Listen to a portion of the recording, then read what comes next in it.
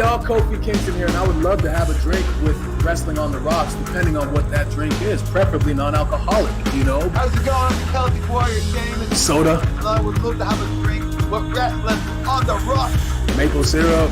Fella. I would never have a drink with Wrestling on the Rocks.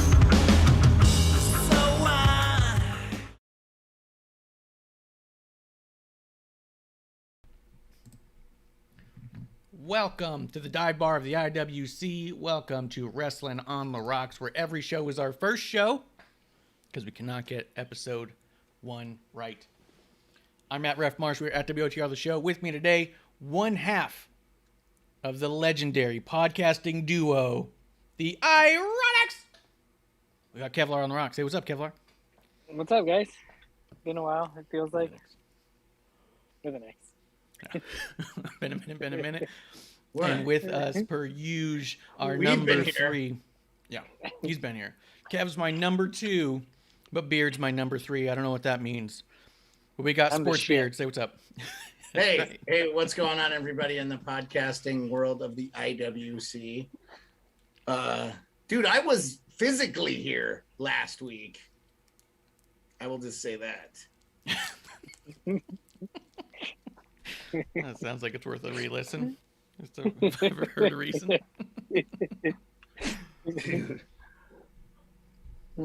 So next week, I'll be coming live from the, what do they call it?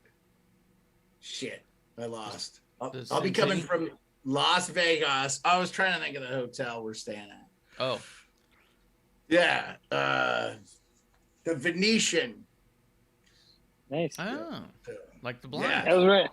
And so, I'll be coming live Wednesday for that show, unless we have some problems. So I may ask you Tuesday, let's just do a test run to see how the internet and stuff works. And if it doesn't work, then I'm just not going to, won't do it. Yeah, we'll figure it out. Yeah.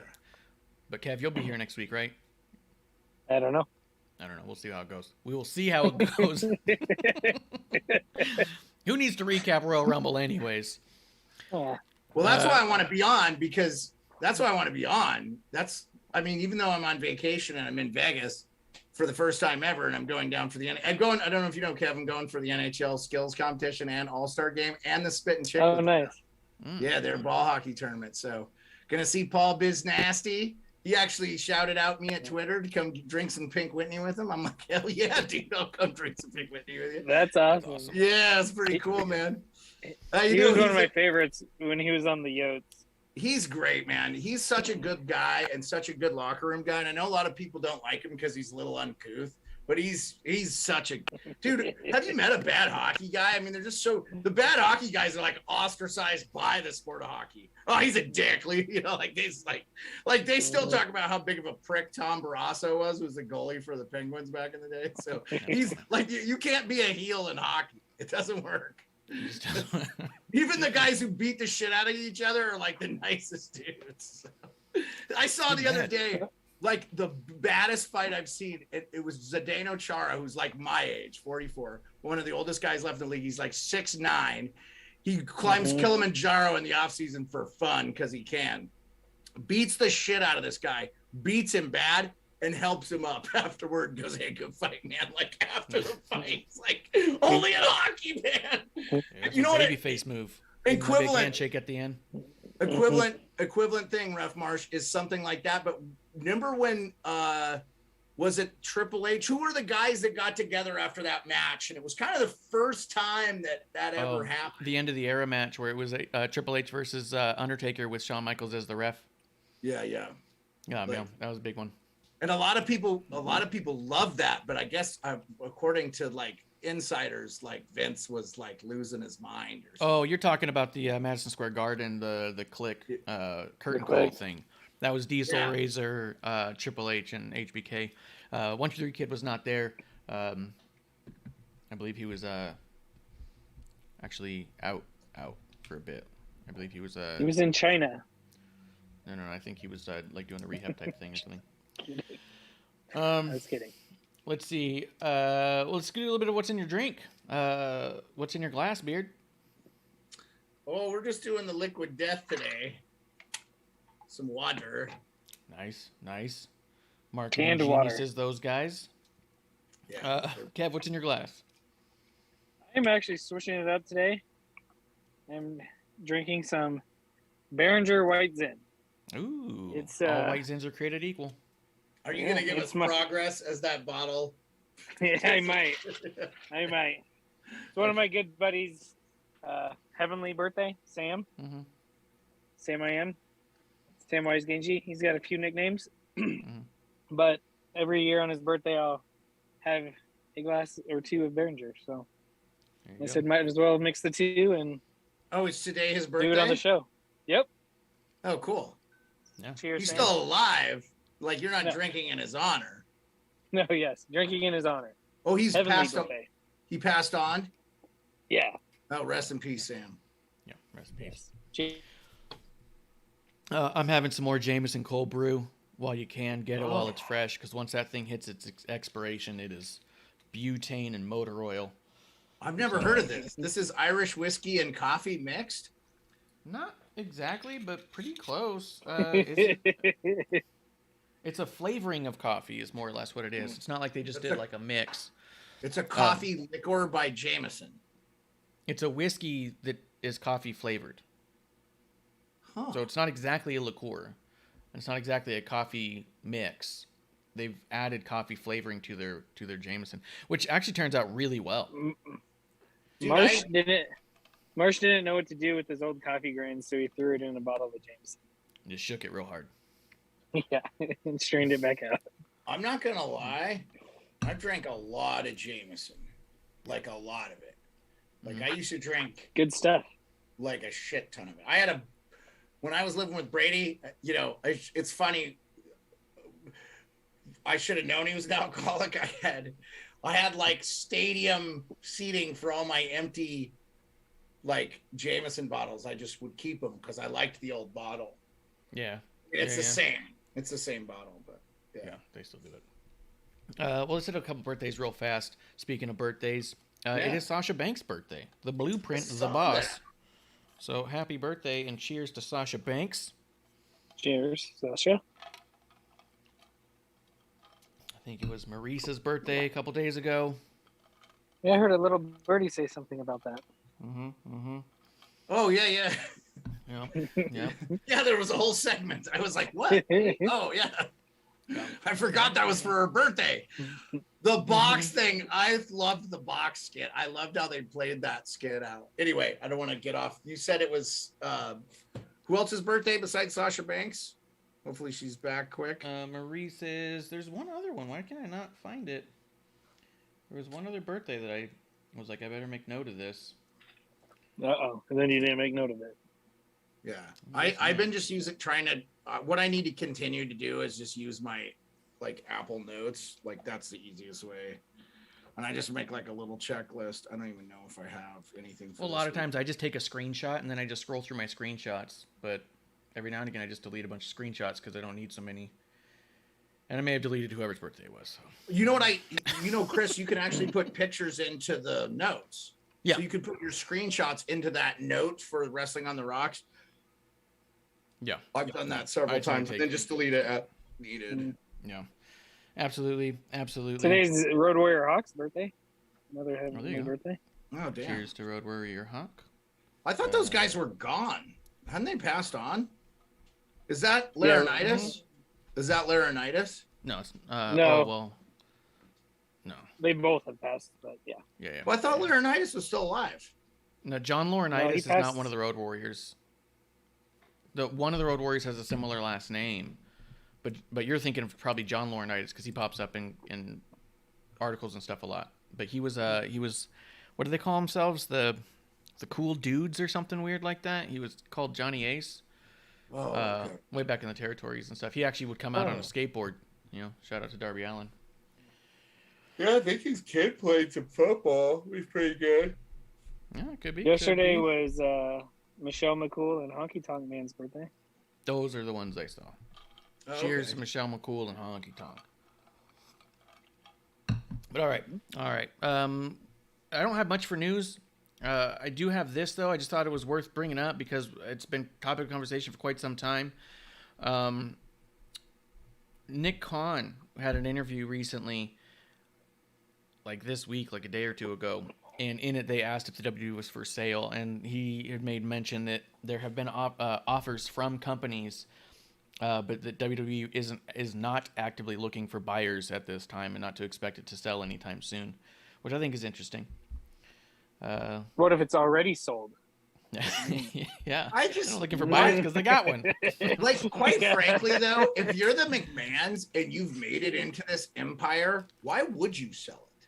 Like, you basically have established that your family will be running a Fortune 500 company or whatever they are. I mean, they're a profitable company. They make a lot of money.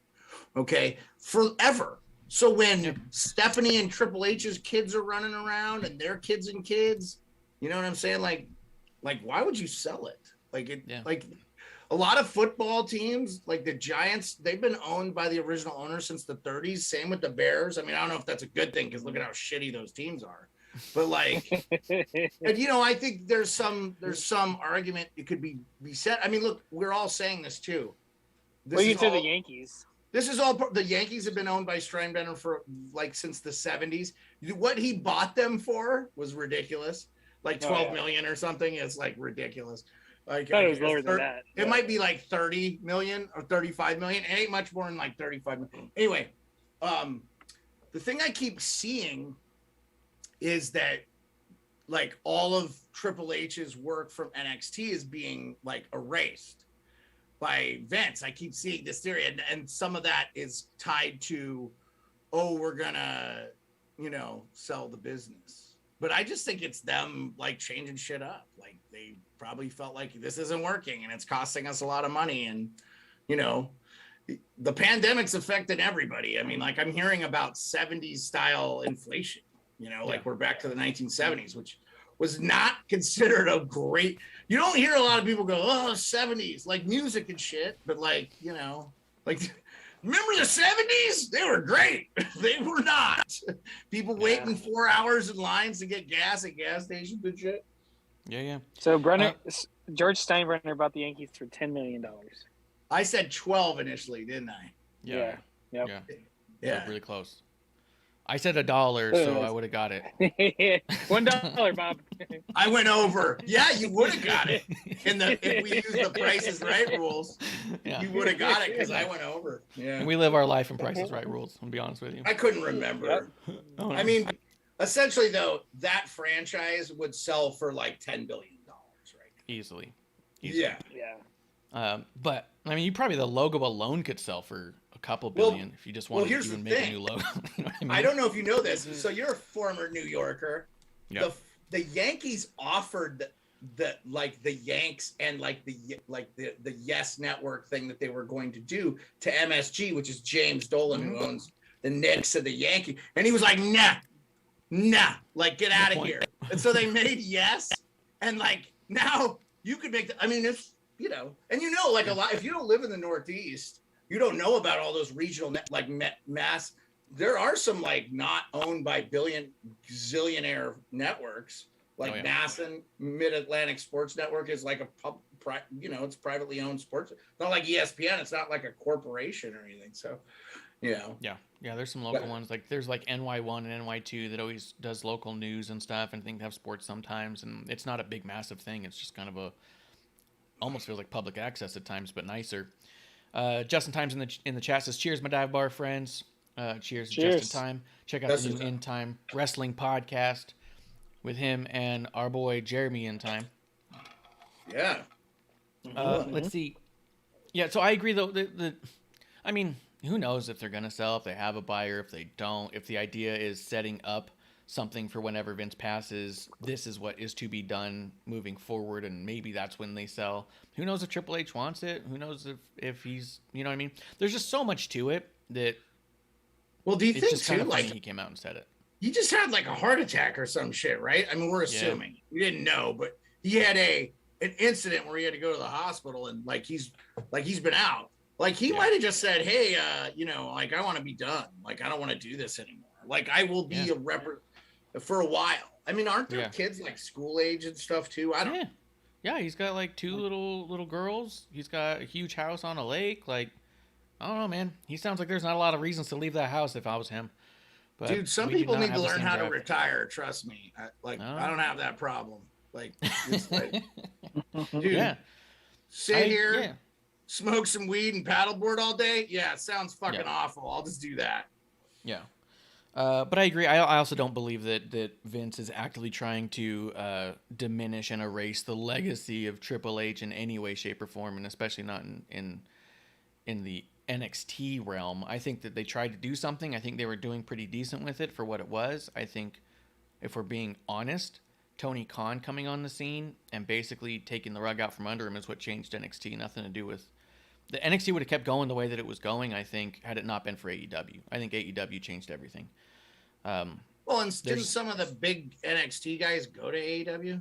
They did, because AEW became like the new mega indie. And before that, it was NXT. NXT was the big mega indies. I know people like on our Thursday show, Amanda, she goes on and on about talking about the time frame that WWE destroyed the indies, she said, because they went through and signed a ton of indie talent for NXT, which is like the worst way to be negative. Is like, wow, all your favorites got paid and got on national TV. Like, that's a good thing, I would think. But they talk about how it destroyed the indies.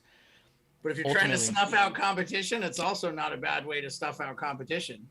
And to take some, what? By taking the best? Well, yeah, you take the best and you slowly, those indies die on the vine, because some of those indies, I'm assuming, because I'm not an indie guy or know a lot about it, but I'm assuming some of those indies, a lot of it was due to the popularity of those said people he hired and stuff. I mean, I don't know if you want to talk specifics. But I also don't think that WWE was ever trying to snuff out the indies. The indies promotions are not competition or even a negative thing. The more wrestling that's out there for people to see locally, the better, because when you go to see that, you go, oh, I should watch WWE. You know what I mean? Kev's got a cousin who wrestles out here, and his family was all like, oh, we have somebody who's in the WWE in our family. And so he tracks it down, figures it out. It's just a local guy, just wrestling locally. Yep.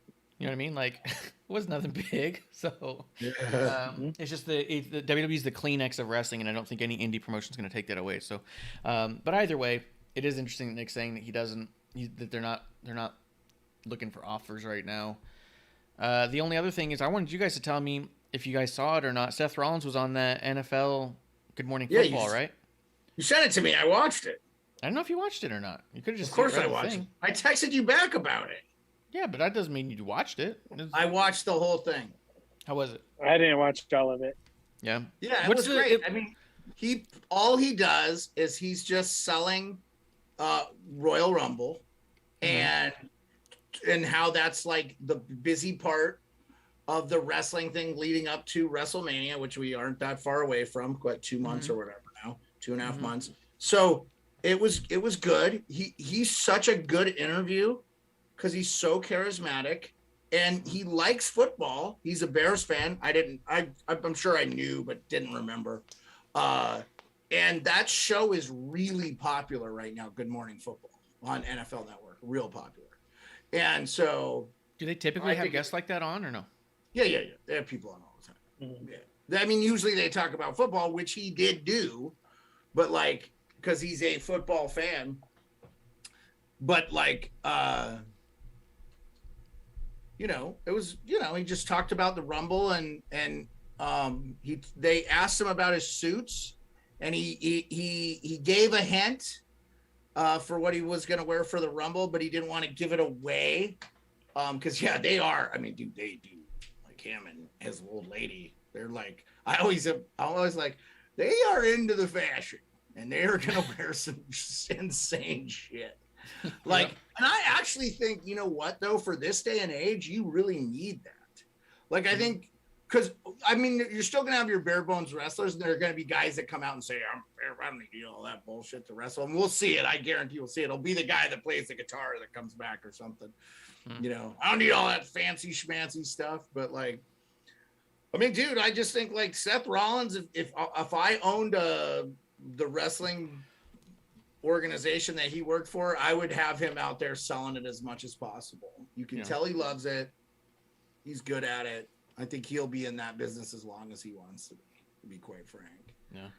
So I just and he's don't super listen to nice. enough like football radio stuff, so I just didn't know if it was like actually a big deal or just looked like a big deal to me because I just like wrestlers. No, it was cool. I think it is a big deal. I think it's a big deal to have them on super popular shows. We all talk about this like almost like a lot of us are ashamed of it, right? I'm not. I don't give a fuck what anybody thinks of me. Like, who cares? Like, if you don't like what I like, don't watch or talk to me about it, you know? Oh, not Sam's Grim Reaper in the chat says hello. Oh yeah, yeah. Oh, I never get Grim Reaper because he's in the he's usually in the Twitch one. yeah. He bounces around.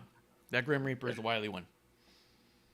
Yeah, it says not Sam's Grim Reaper, so it could be somebody else. It just doesn't have a profile photo or anything. I don't know the person, so. Kev, are you familiar with the Good Morning Football? I've seen it a couple times. Yeah. So he knew. You know, and it's cool to see. Excuse me. People from WWE, you know, cross promote or whatever, you know, branch out, go to stuff like that. Like when Big E was on the college football thing. Yeah. That's huge too. That's huge. I mean, that's huge. But you know, the thing is, college football is huge in the South where wrestling is already big. So I don't know that that many fans are like, that are watching college football are like, oh, what's this Big E? Like they know exactly what it is. That demographic of, I think, you know, WWE and college football, a lot of those people run in the same circles. There's tons of wrestling fans that are college football fans and stuff like that. So That's a good point. Do you think that they do stuff like that because they're trying to bring in new fans or just because they want to make the crossover fans happy? well, don't you think you got to advertise for the Rumble? Oh, I think for it's sure. both. Right. Oh, okay. What a great way to do it. Send your superstars on popular shows to talk, and your charismatic ones that can talk about topical stuff related to the show. Like Seth Rollins happened to be a Bears fan. He had a lot of good like opinions about football. About football. Kev, what were you about to say? Well, first, if Seth Rollins is a Bears fan, he's not a fan of football because the Bears do not play football. He's not a fan of winning. There's a difference. This is Marsh and coming from two fucking fan bases that have never won a Super Bowl. So both of you should shut the fuck up. That's true. Hey, Chargers blow monkey ass, and the Cardinals were like the laughing stock for like 40 fucking years. Yeah, but that's how we know. I remember when Bidwell, the original owner, was pissed when they got out of the Giants division because the only games he sold out were the Cowboys games. He's like, you can't take the Cowboys away. That's how shit that franchise was at one point. Let's reel it back. Kev, what were you going to say? no, yeah, I just think it's, you know, it's for both. Mm-hmm. You know, you get us, the wrestling community, talking that, oh, look, Seth Rollins over there. That's awesome. Cool. And, you know, the shows like Good Morning Football and stuff like that get more viewers too. Because, you know, Marsh, you know, never saw the show. And, you know, he's over there texting it to people and, oh, check it out, you know. You didn't watch the clip? I saw the clip. I'd never seen the show or heard of it. But go ahead. Oh. And then you got some football guys, you know, just watching football, see him and be like, you know what? Once again, I remember watching wrestling when I was a kid. Mm-hmm. Oh, it's on Peacock? Hey, I already have Peacock. Let me tune in. I might tune in on Saturday. There's no football on Saturday this week. Yeah. And in a previous... Good move by the WWE, by the way. I was a little irritated that it was on Saturday, but then I was like, the fucking AFC and NFC championship game. They're not going to compete with that shit. Yeah. So, well, yeah. and pay-per-view should always be on a Saturday. Just like the Super Bowl should be on a fucking Saturday. Well, Kev, I think... Oh, yeah, because the Monday after thing. But what I was going to say is this also kind of like plays into one of the reasons why Beard is even here with us even today. When this type of stuff used to pop up in general stuff, it would open up a reason for Beard to reach out to a guy like me and saying, hey, there's this wrestling guy on my football show. And then we could have a whole conversation about it. You know what I mean? And be like, oh, which one? Oh, it's Seth. Like when Becky was on some of those game shows, I remember someone reaching out to me, a friend of mine who doesn't watch wrestling ever, but knows I really like wrestling and saw this wrestling girl, said, who is this incredibly charming hot redhead that I'm seeing on my show right now, and I'm like, you must be talking about Becky. Like, we had a whole conversation about Becky Lynch. Are you sure it when wasn't wrestling the was at. Undertaker? Did he? Undertaker. Did he? Yeah. Did he or she become a wrestling fan? It was she. They've always been kind of aware of it. I think that they were more open at that moment to letting their kid watch it than they were prior. I think their kid might watch a little bit now here and there. But That's an What's funny is Go ahead, Kev. when you were talking about it, it reminded me of that old the Reese's peanut butter cup commercial. So, oh, you got chocolate on my peanut butter. Oh, you got peanut butter on my chocolate. yeah, You talking to your friends. Oh, you know, you got your wrestler on my TV show. And, oh, you got your TV show on my wrestler. yeah. But it starts those conversations.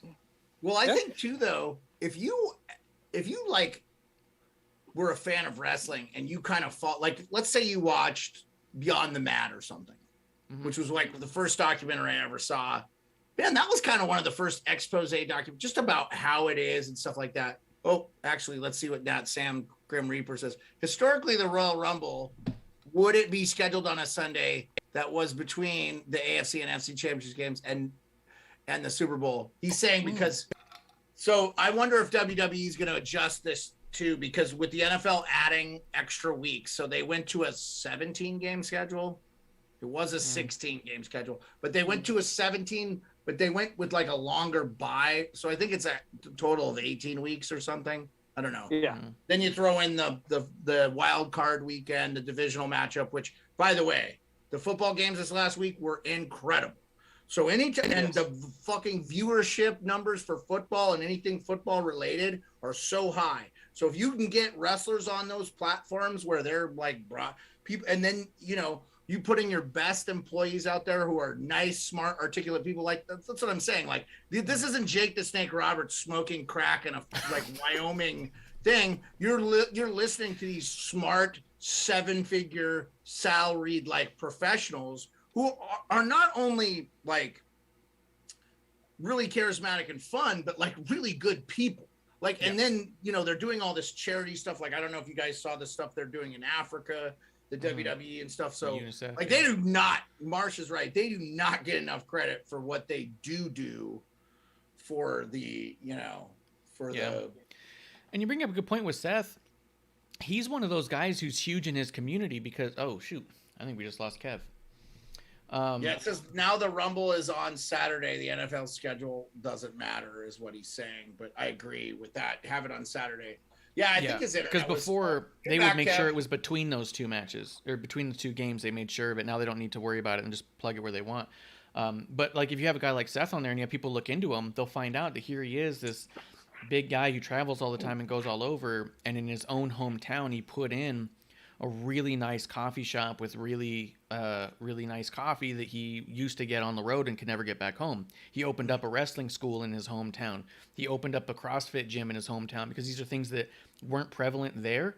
And he wanted to bring to the smaller communities some of what he gets to experience around the world, which is just a cool thing. And he tries to make sure it stays affordable for that region. Like, yeah, if you looked into this dude because you saw him on the thing, you're going to be like, wow, this guy's, like you said, an awesome dude, not just some dude who travels the road and does weird shit in hotels.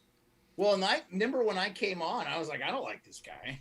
Yeah. There's nothing. And then I'm like, oh no, this guy is actually great. He's really good in the ring. He's like super like charitable. He's a super class guy. Becky Lynch is too. When I saw her with the fan, I was like, those moments. And you know what too? Like they still had that, we knew we always knew it wasn't real, but like in the Attitude Era, we knew it was scripted and they talked about it. Like it was a lot more open conversation, but it's always still felt like one of those things where it was like, oh, they don't ever want to, like, you don't really want to meet the real guy, Yeah. And I imagine like 95% of the wrestlers that have wrestled, we've talked about some pretty bad individuals in the past and stuff like that. But like, I think anytime you can promote your thing and get, eyes that may not see it on there, and football's about to be over. Got to get this. You should do a watch along for the Super Bowl. where I ask what the rules are every time something happens. Is that okay? Can you do that? Can you do that? We could And do that's a- why I don't invite you to my house on the Super Bowl. I would do a Super Bowl. I would do a Super Bowl watch party if you wanted to do one. I mean, we're only going to be one of 980 million that will be being broadcast. So. We could do it on your Right. channel. We'll do it on your YouTube. Let's see. Well, let's get into it a little bit because we're already talking Seth Rollins. He opened up Smackdown. You guys want to talk Smackdown for a bit? Sure. Yeah. Seth Rollins, Roman Reigns, Usos had the opening segment for Smackdown. I love the Usos so much. I love them getting the mic time that they do. They're so natural. Usos are one that I use as an example when people say that WWE scripts everyone's promos and say, tell me how they script for them. You know what I mean? Like, there's just... They don't script for everybody's promos. No, they don't. Some guy... And even Road Dogg, who was a producer backstage, has even said in interviews, they script for the people who need scripting until they can prove they don't. I thought he just left. Didn't he just leave? Oh, okay. Yeah. But it's a previous interview, he said it. Former. Yeah. Yeah. No worries. The New Day has talked about it, how they haven't been scripted for a long time. Like, there's just a lot of people who've talked about, they don't script for everyone. They script for people who need it. And then they try and test you to see if they can get you off. I never asked you, did you like the New Day doing, like, the whole British royal decree thing with, like... I get a kick out of it because those guys are always having a good time. But I could definitely see where that would annoy people. Sure. But I don't mind it. We're talking about I know we were talking about SmackDown. What did you guys think? Because I got a lot of rumbling online. Seth Rollins and subsequently Pat McAfee later on in the show referring to Dean Ambrose as Moxley. They all said Mox. They never said Moxley, which I thought was also important. They said Mox specifically. Did you say it on air? Because I didn't hear it. Yeah, because yeah, you did. Seth Rollins during that opening promo against Roman said, you've always had somebody watching your back. And he goes, back when you, me, and Mox were running the thing, and then later on during their match at the end, Pat McAfee brought it up. He goes, it's a different time, a different era. It's not, Mox is doing his own thing, and he's not here to help anymore, like kind of stuff. And it was pretty I'm neat. okay with it. There's the same shout-outs. I think Kev is internet. Like drank some of that white Zenfidel. His internet's Your internet's real choppy, Kev. Yeah. Is it? Yeah, we choppy. totally didn't hear anything you said. Yeah, try again real quick. Damn it. I was just saying, I like it because it's similar to HBK was giving shout-outs to Kevin Nash on Raw and stuff like that. Yeah, that's true. Beard, you being new to the world of it, what'd you think of it? Did it stand out in your mind at all? Well, here's the thing. I think he was referenced because, he just got out of treatment and stuff. And I'm assuming that those guys have stayed friends and probably were, wanting to, they probably spent some time talking to him and reminiscing the guy's getting his life back together. I know he was in the news of the IWC quite a bit. With his return to AEW was pretty much impossible to miss if you're looking at wrestling content. Even though I'm not a AEW watcher, and quite frankly, it's not because I don't want to shit on their product because I've never seen it. I just don't have time. Like if I want to watch hockey and I want to watch other sports, I'm just not going to have chance to watch. Because you basically could watch 5 nights of wrestling now. So you can watch more, I think, if you look. Yeah.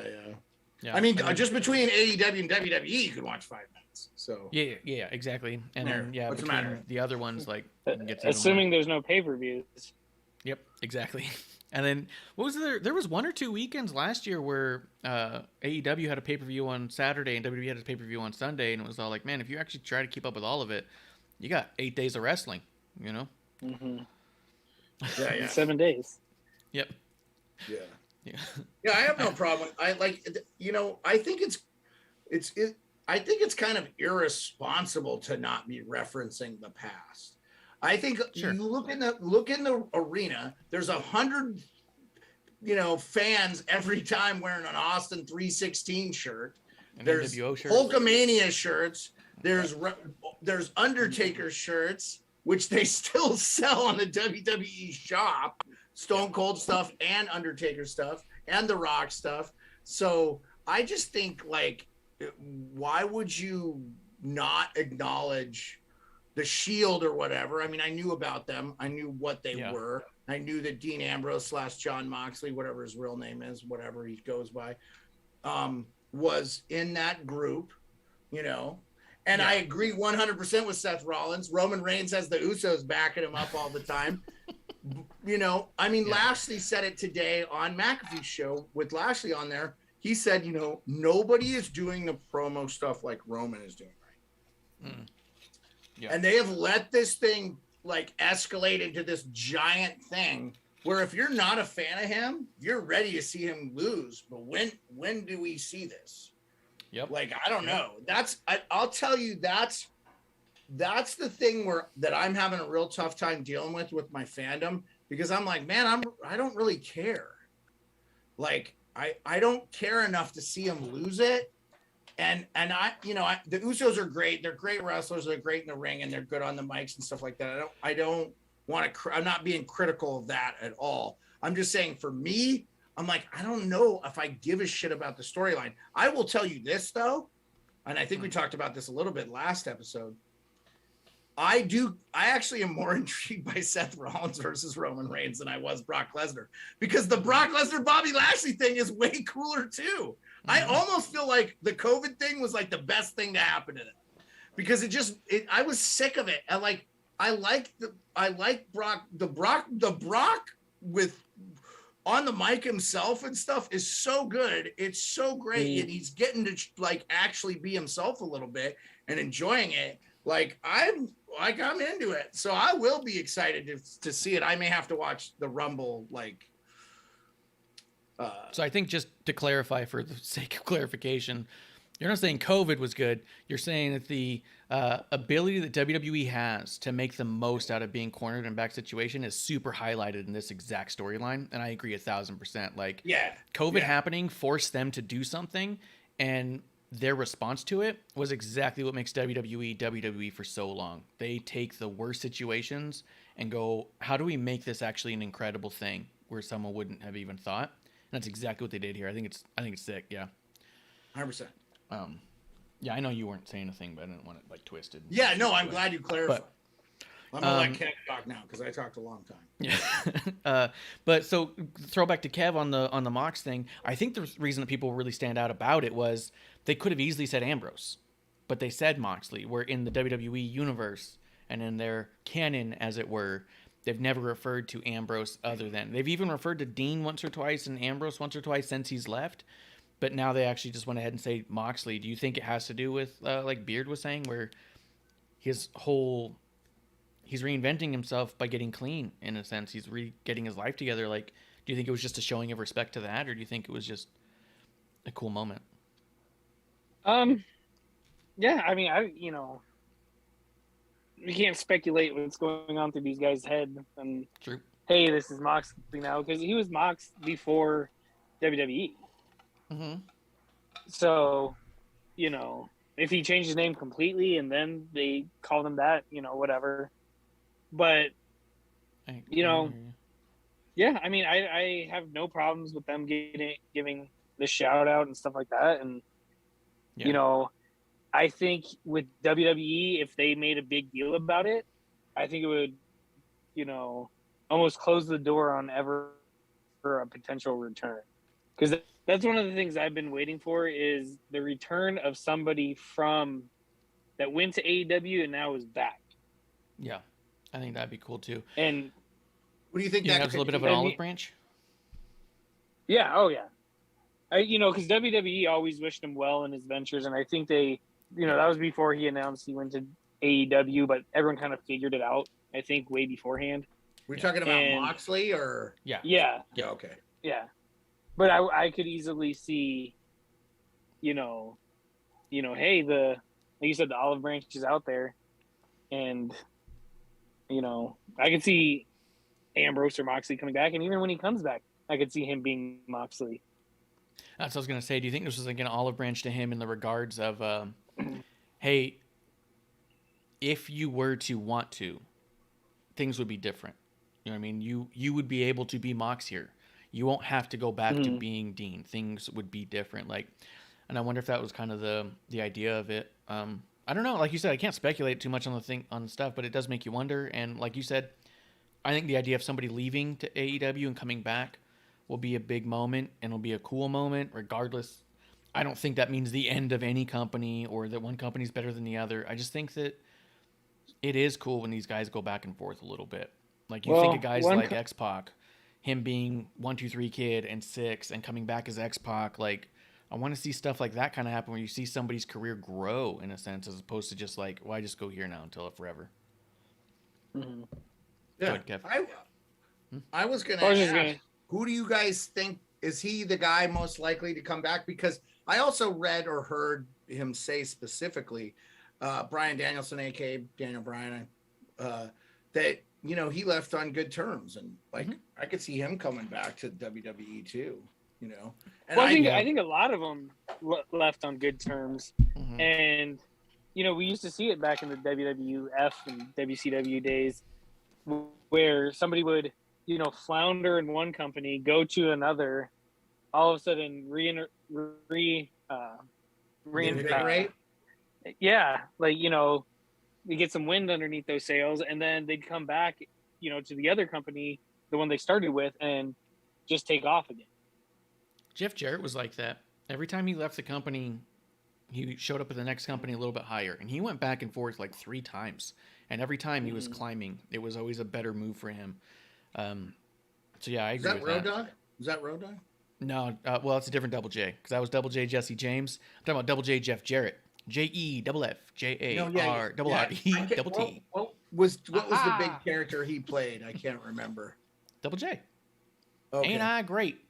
And then you're like, don't piss me off. And then you would call people slap nuts, hit him with the guitar. He was on Raw this week. He was on Raw this week. SmackDown. He was on SmackDown this week talking to Rick Boogs. Oh. Yeah. It was good stuff. It was good stuff. But either way, moving on a little bit, I just wanted to know what you thought about it because a lot of people were talking about it. And I think that, like you said, it might have been a little bit of an olive branch. And it was just cool because they didn't have to necessarily refer to him as Mox. They could have kept it in their lexicon, but they didn't. They said, hey, we're recognizing there's a lot going on here. I do personally, though, for whatever it's worth, I don't think he's coming back. I think he's really happy with his AEW contract and doing whatever he wants to do with whoever he wants to do it. We've talked about it before that he just, no matter, like, so many matches he's in don't seem like they mean anything storyline-wise, but they all seem like they mean something to him, which is cool. And, yeah, I just don't know. I don't see him coming back for a long time if he does. Go ahead. The fan response. See, I was just using him as an example. Like, you know, not necessarily that he's coming back anytime soon, but, you know, I'm just still intrigued by the first one to jump back on the ship. Yeah. Yeah. Beard? Yeah, who do you guys think will be the guy that comes back from AEW? Who, if you had to bet money like $1, and I gave you 100 to 1, you know, odds, so you win $100 and you bet $1. If you lose $1. So it's not a big deal, right? Or I guess 1,000. I'd have to give 1,000 on. But like, who from AEW would you be like, man, he'd be cool to have back? Well, see, here's the hard part. If we're betting money, I'd take the safe bet. But just in general, what's the safe? I'd probably Daniel Bryan. Daniel Bryan's pretty safe bet. Yeah. Yeah. I feel like he'll But make his return at some point for a final retirement tour. I feel like he's doing what he wants the way he wants it, and at some point he's going to want to end his career, but he'll want to end it in WWE, like how Rey Mysterio's here now. I heard Jericho the same. You think so with the same Jericho? That's a good call. Kev, what do you? I've heard. Yeah. I mean, you know, with Daniel Bryan, I think it's not if, it's when type of thing. But if I had to just pick one out that might return soon, the first guy, the first one, I could see Miro coming back the soonest. Yes, that's a good one. That's a really good one because he went there and kind of reestablished a whole lot, got into the best shape of his life, and he's been floundering and absent off TV for quite some time at this point. The idea of him coming back is not a stretch. But I think it's also interesting because you say Jericho, and people have talked about Jericho coming back to have his retirement run in WWE. I'm going to be honest, I don't know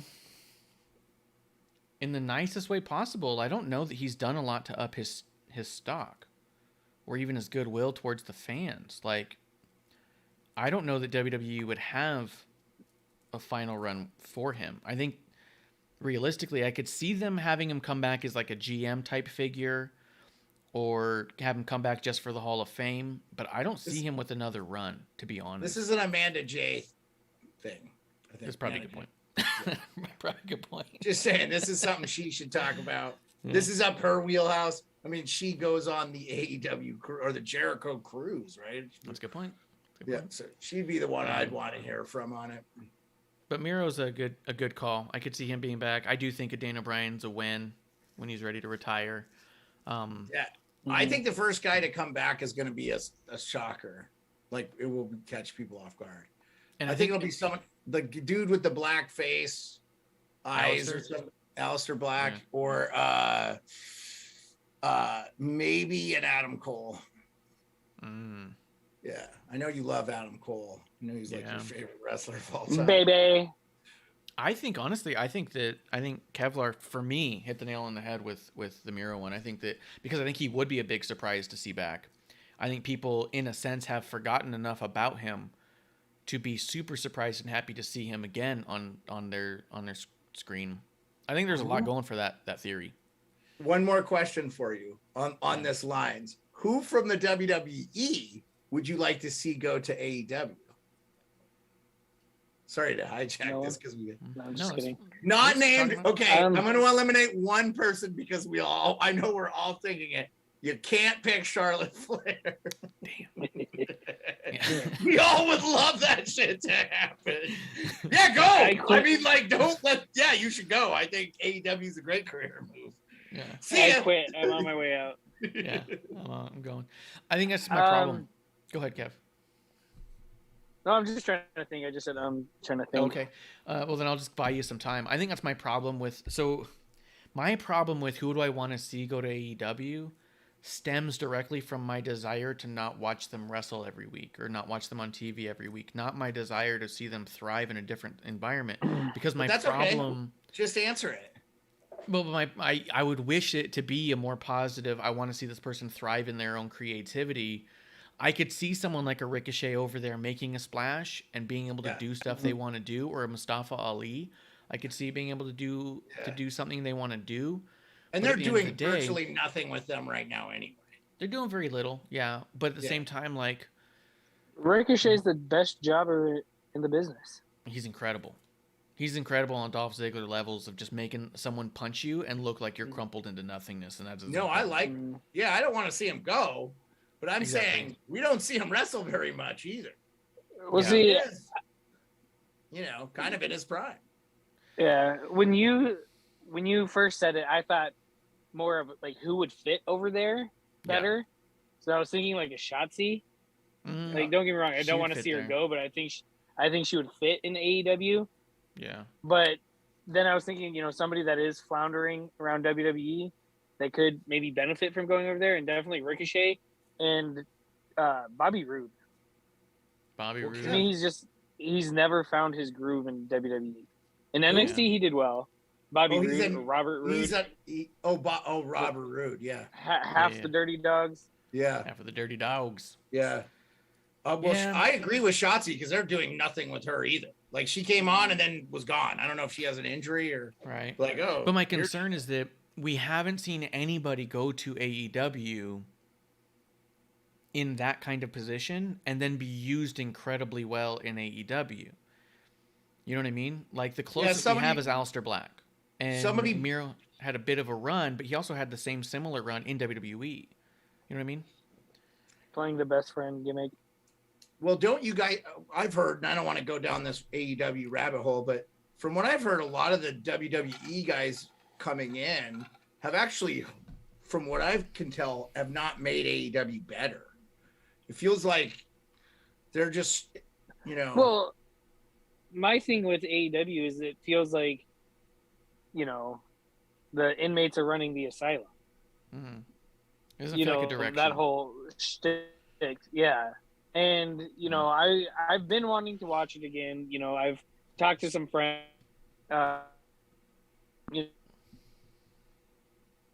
Yeah, his internet's real. But Oh, here he goes. He's back. Yeah, go back, Kev. No. You said you talked to some friends. Yeah, you talk to friends. yeah, I have friends believing that. No, we believe But, it. We just didn't hear it because your internet crapped out on you. Yeah, we believe you. But yeah, just that AEW is doing good things and stuff like that, and I just want to watch it again just to formulate my own opinion.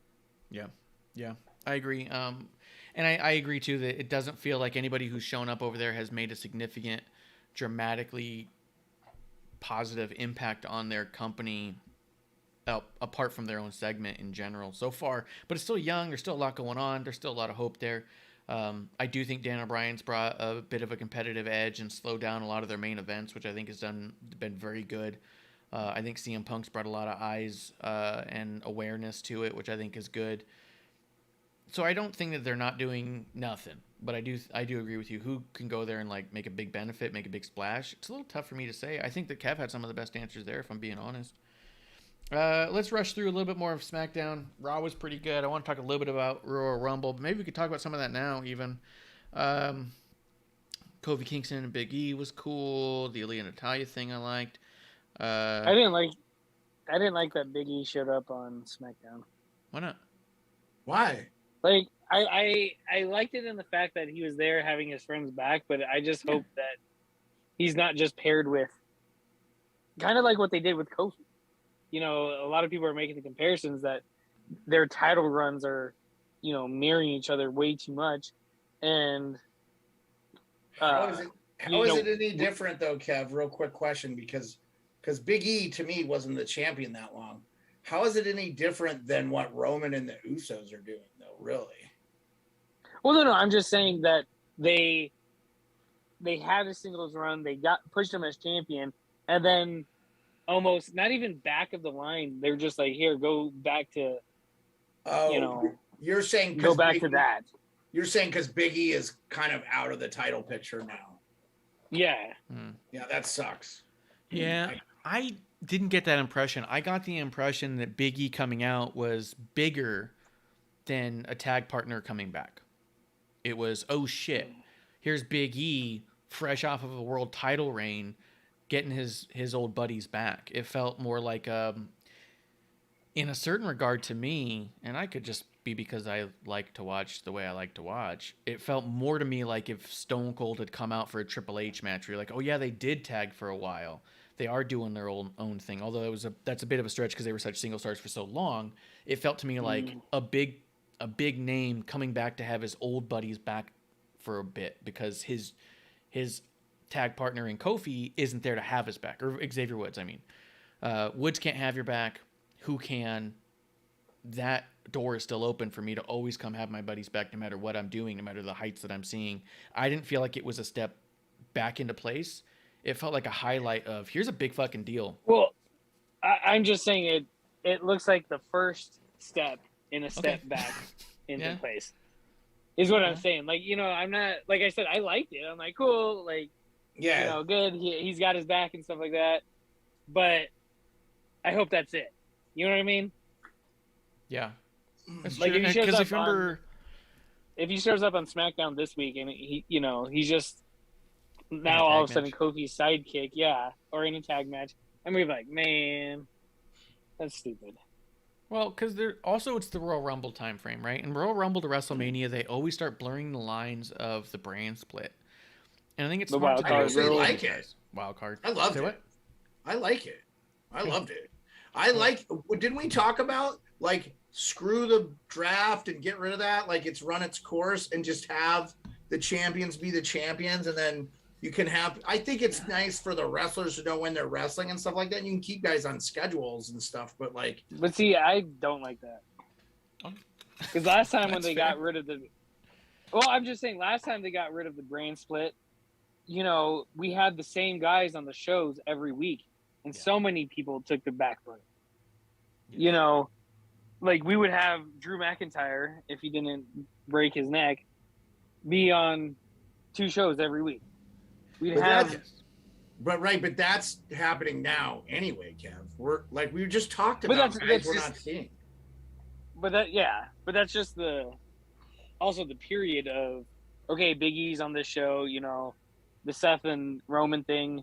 Like, I wish they almost came out and said it. And this is why we need GMs of the show. Hopefully it's Eric Bischoff and Adam Pearce.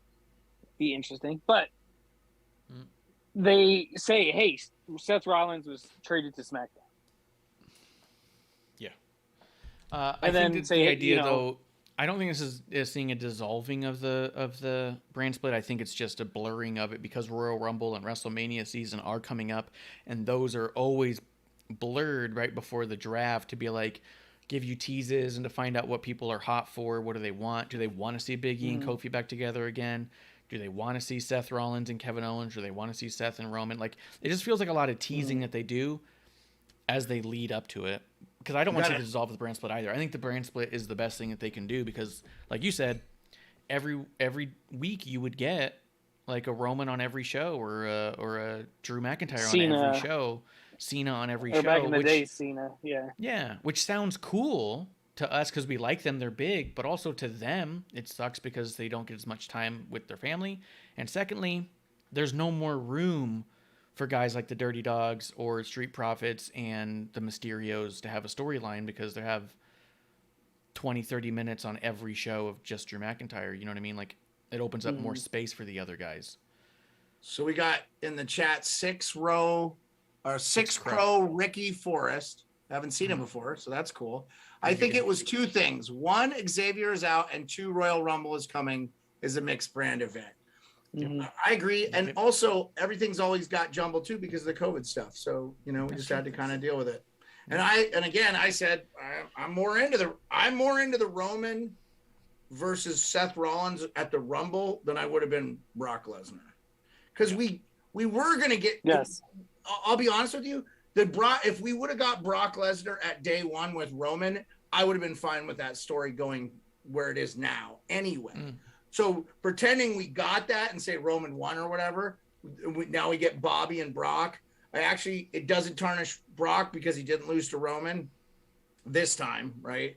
And it doesn't tarnish Roman because he didn't lose to Brock or whatever. I don't know. I actually think, again, like I said, I feel like the COVID thing helped them, honestly, with this whole thing. So, but we'll see. I want to wait and see with the Rumble before I say anything more. So, what do you think prediction-wise? Because I think that the belief is that we are getting Roman Brock at Mania.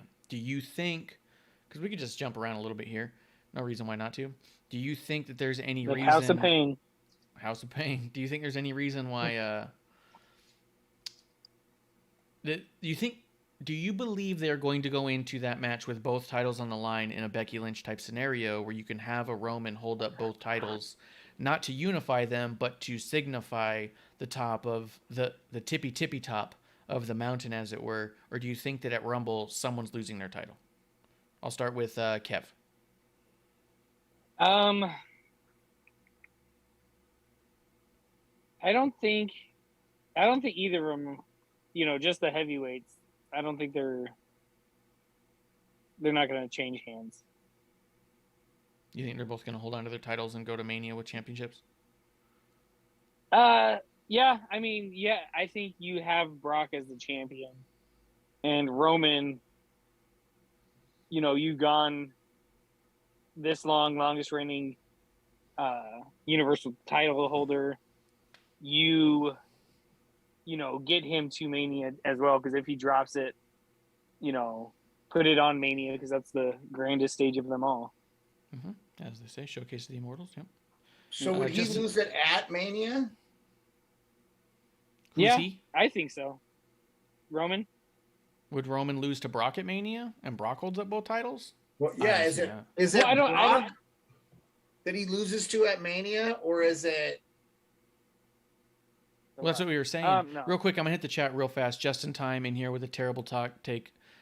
He's like spending too much time with Bishop lately. It's obvious. He said the brand split always ends up the same way. It works for a period of time and then it doesn't. And that's just not true. It's worked for a very, very long time. And it has continued to work for a very long time. The lack of brand split is the thing that ends up watering the product down a lot. historically over and over again.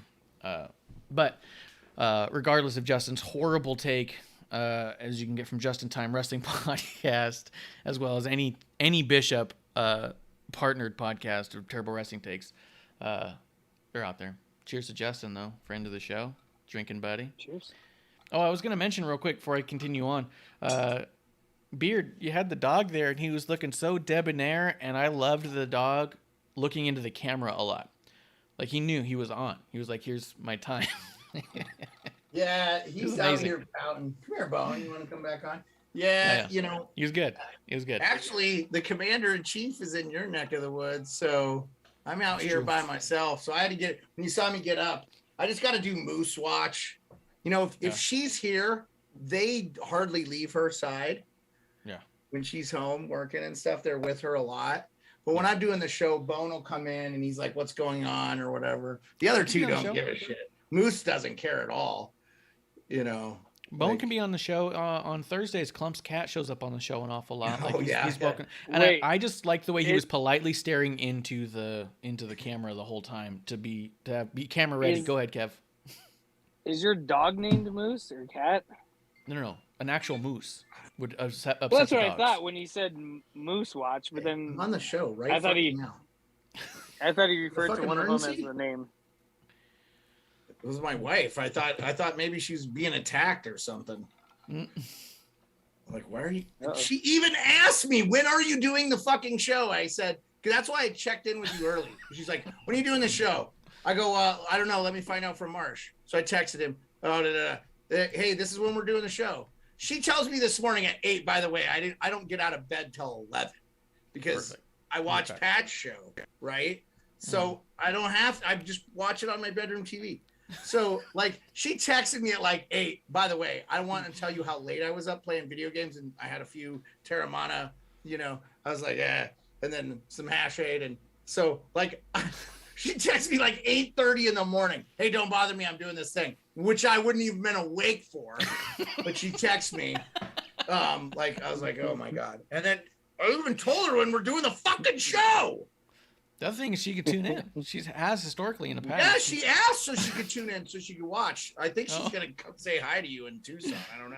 That's awesome. She said she was going to. Yeah. We'll talk about that a little off here, but we have scheduled a Well, she thing. called me while we're live, so I'm sorry I had to answer because I it's thought, fine. oh shit. It's all good. It's all good. So I think what the question is if you don't get, I mean, if you're going to get Brock versus Roman, are they going to have both titles? And if they do, that means that no one can lose here. Or do you think it's possible that Seth walks away with the title or that Bobby washes away with the title? I think the problem comes into play with then the Royal Rumble, right? The Royal Rumble has to mean something, and it typically means you can challenge whoever you want for the title. If we don't have someone lose the title and we think they're going to get it, the best theory I've heard was that night 1, the Rumble winner gets their title shot. Night 2, you get the Roman Brock story with or without both titles. I don't know, man. I think that having both those champions where they have them and having them both have the titles and potentially pairing up at Mania really muddies it. I want to hear from Kev. Oh, wait, go ahead. Let's hold on. I just want to say this because I don't have much to say about this. If Bobby Lashley beats Brock, that frees up Brock to wrestle Roman. Yes. And then the person that wins the Rumble can challenge Bobby Lashley. Yes. So I feel like you could do that, and that I think fans would be okay. But I don't know. Like, that's all I have about it. All right. Kev?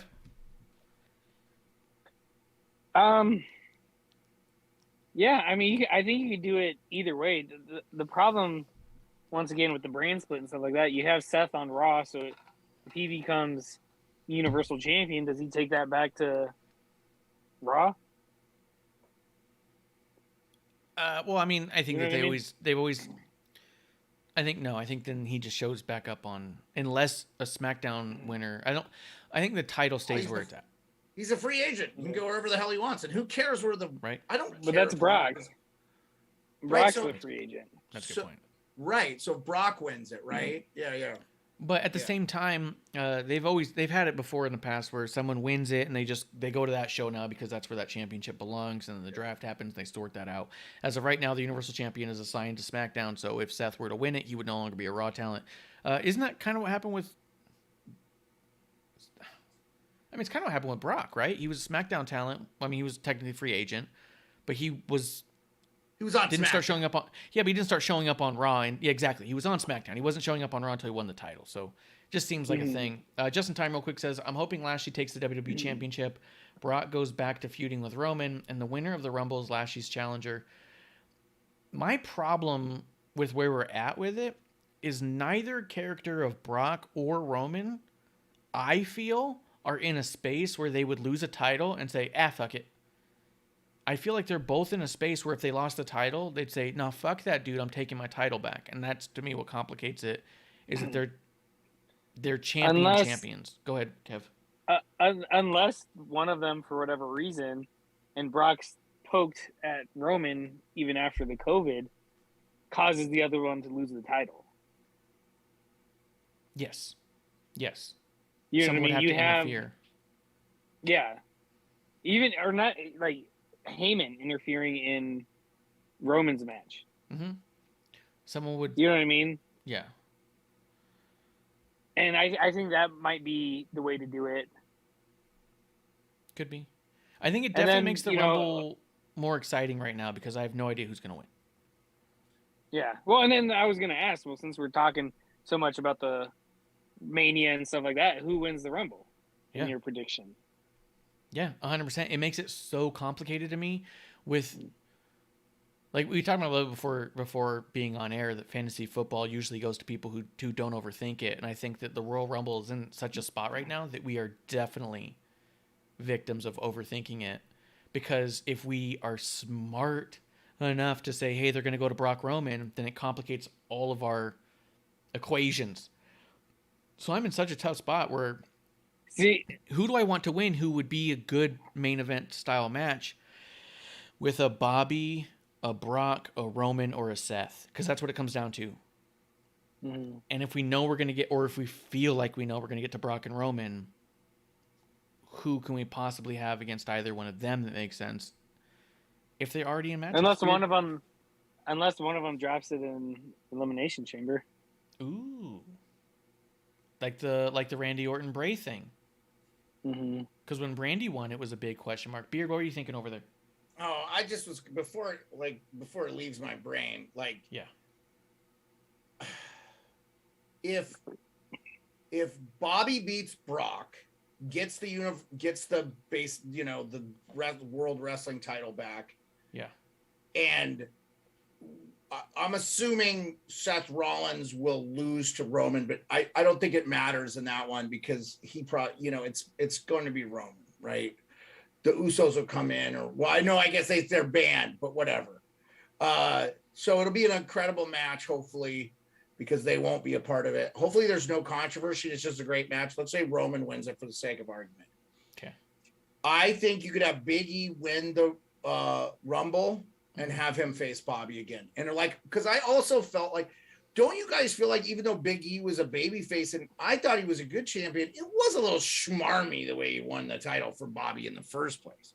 So if he but I keep hearing like the Hurt Business might be back too. So the Hurt Business could help Bobby beat Brock, and then they could just continue the Brock-Bobby storyline, which again, my opinion, I don't give a shit about Brock and Roman. I don't. I love having Brock back. He's great. He's so much better than what I've seen because I was done with wrestling when Brock was on, so I didn't see really any of his stuff. But to hear guys like that I love, like Stone Cold, say how great a guy he is behind the scenes, blah, blah, blah. Yeah. It's like, oh, let me give this guy a chance. I never gave him a chance. I fucking hated him in the UFC. I when he got liver kicked into retirement by Alistair Overeem, I was like cheering. Woohoo! And I feel terrible now because I'm like, oh man, the guy's a good guy, But yeah. I think, part of the problem with the wrestling business back then too, is he was kind of carrying this persona, yes, out to the public when you were like, oh, this, and he didn't need to. I think it actually didn't help his brand. but it must have, because he's one of the biggest draws in UFC history. And I love that he's coming on Raw and doing stuff. And then one of the reasons too is they have more time on Raw to do stuff. You know, SmackDown, you know, I think we're going to, you know, like you were talking about, we see all these great wrestlers, we just don't get to see them. Like, I think in 10 years, I'm just going to say this, we're going to be doing this show and we're still going to be talking about Veer is coming.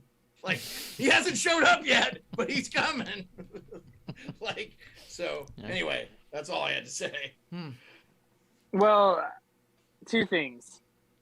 A, I don't want the Rumble to be like a schmoz. Yeah. So that what Beard was talking about, where you have one champion defend it against the Rumble winner, like Johnny Knoxville or something like that, and then being like, well, you didn't face the champion, face me type of thing on the second day of Mania. But like, obviously I don't want that to happen because I love me some Rumble. Oh, yeah. But when you guys were talking about the Usos being banned from ringside in the Universal match, do you think Solo interferes? I think he's ready. He was badass this week on NXT. I think it's possible. You know what I like to troll to say is this is where Moxley shows up in a one-time deal, costs Roman the match. I was just thinking that. And then like comes out of the crowd. Wouldn't in that his be vest, great? costs Roman the match, takes off back into the crowd, and just goes back to AEW. That would no. I mean, wouldn't that be great though if that happened? Even if he came back for a minute, like, but what if he was doing both promotions? That I actually would love that. But I would think that would be cool because you have that history. You give the fans immediately something they care about. Do you know what I'm saying? And it's the biggest holy shit moment you've had any company's had in a really long time.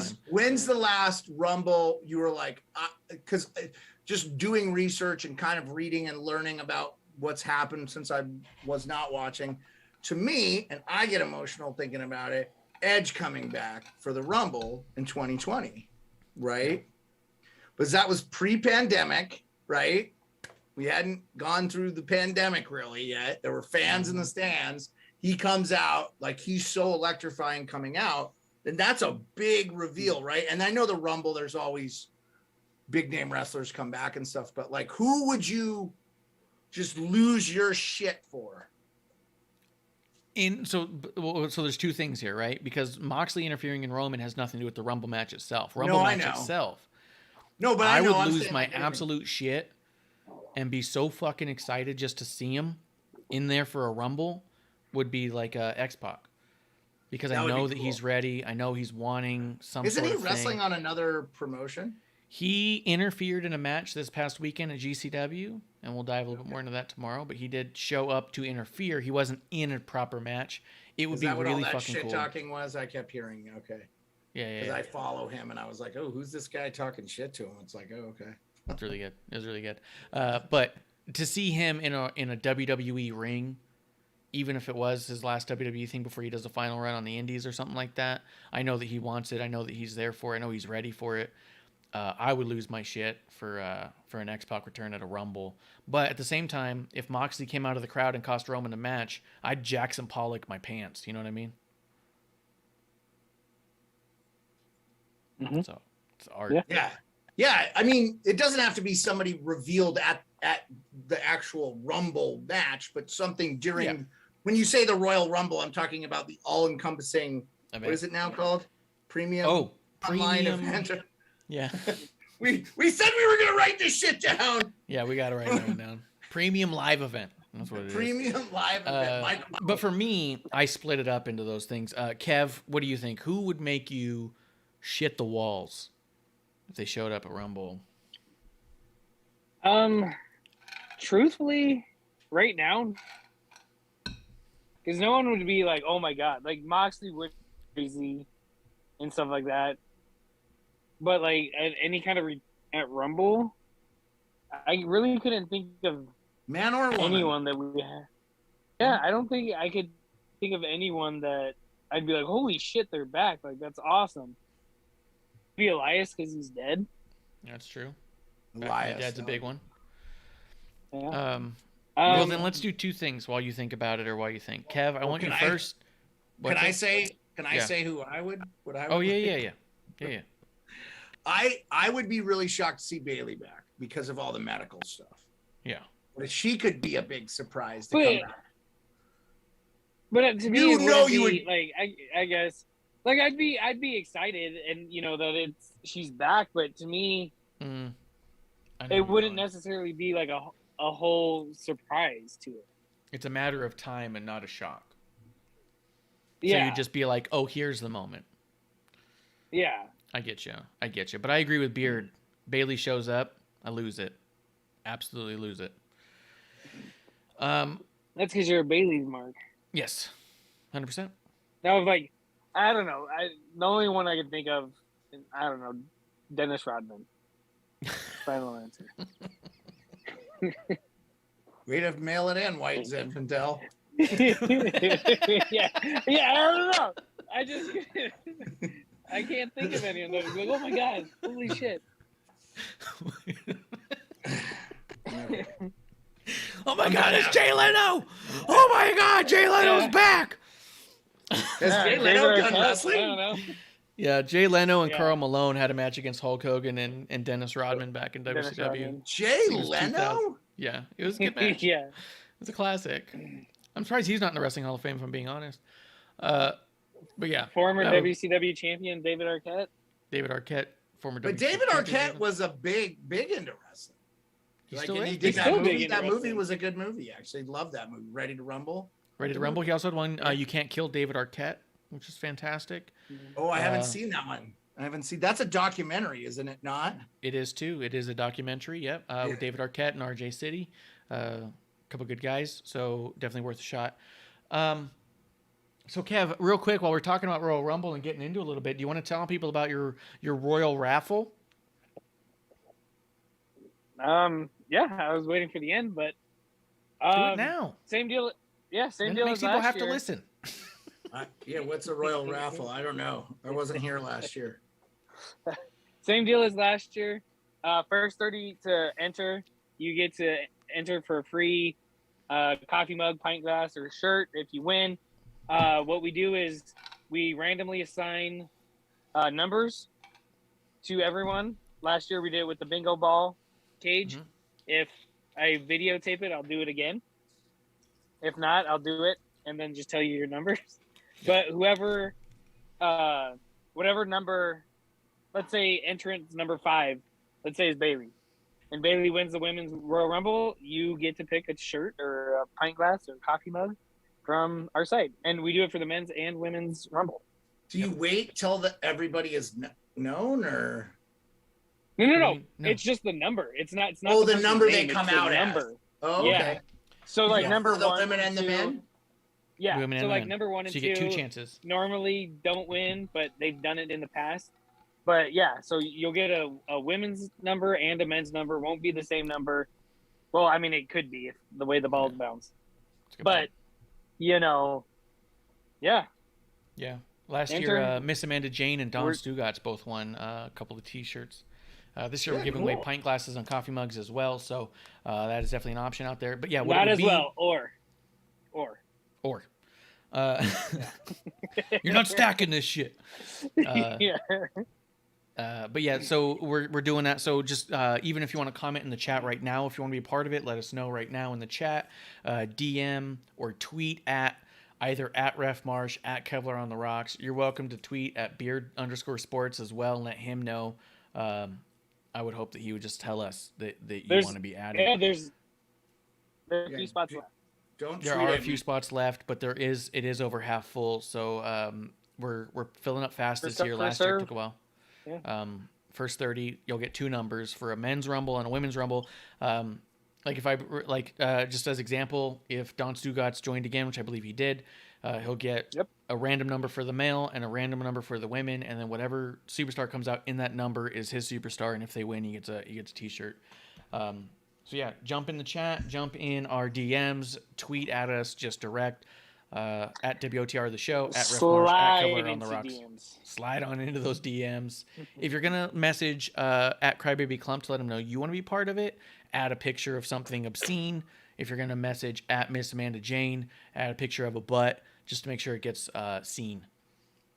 Why don't we just send them to one person?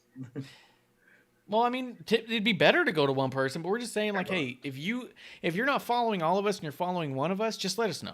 Just let the show know somebody somehow, some way. It would be best to say, hey, all go to at WOTR the show.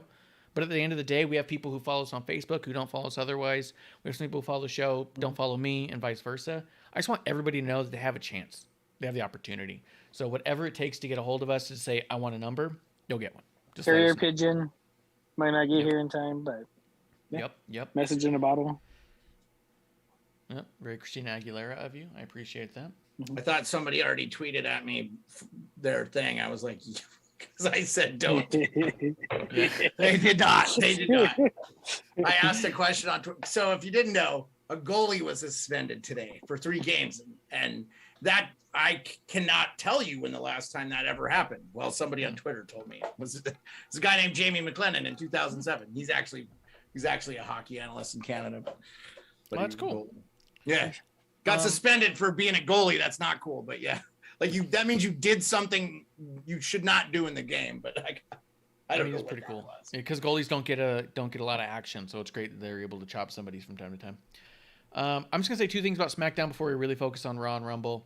I'm loving what they're doing with Xia Li and her presentation right now. This protector gimmick, I think, makes her look important without the title being in the picture necessarily. And I'm loving the Sami Zayn, Johnny Knoxville stuff. I shouldn't, but I do. Yeah. It cracks No, me the fuck it's up. good. It's funny and good. It's good. How do you know? If you don't like it, you don't like nice things. That's a good point. It's funny. Did you Laugh notice? and enjoy it. Beard, let me know, because you listen to Pat McAfee in all aspects of his life, and you probably have a bug in his home just to continue to hear his voice. I would, but that would be creepy. I would not do that. No, Pat, I would not do that. He lets us in his home anyway because when he watches football, he shows videos of what he's watching. So I don't need to be in his home. That was not me. That was not me. Wink, wink. Let me be perfectly clear. I have not tapped his home. Pat is releasing his own stuff. Yeah, he doesn't need my help. He has fucking 3 million followers. But I noticed on SmackDown, he mentioned poop specifically like 2 or 3 times. Was that like a dare he got from somebody on air, or just something he wanted to do that day? Did you ever watch Jackass?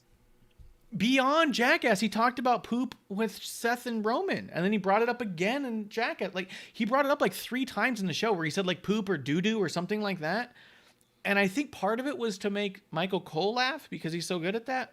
But part of me was like, was he fucking dared? References something that just happens to, and I may have just missed. I missed it. Okay. Because it was to me funny, and I was like, I feel like he was dared.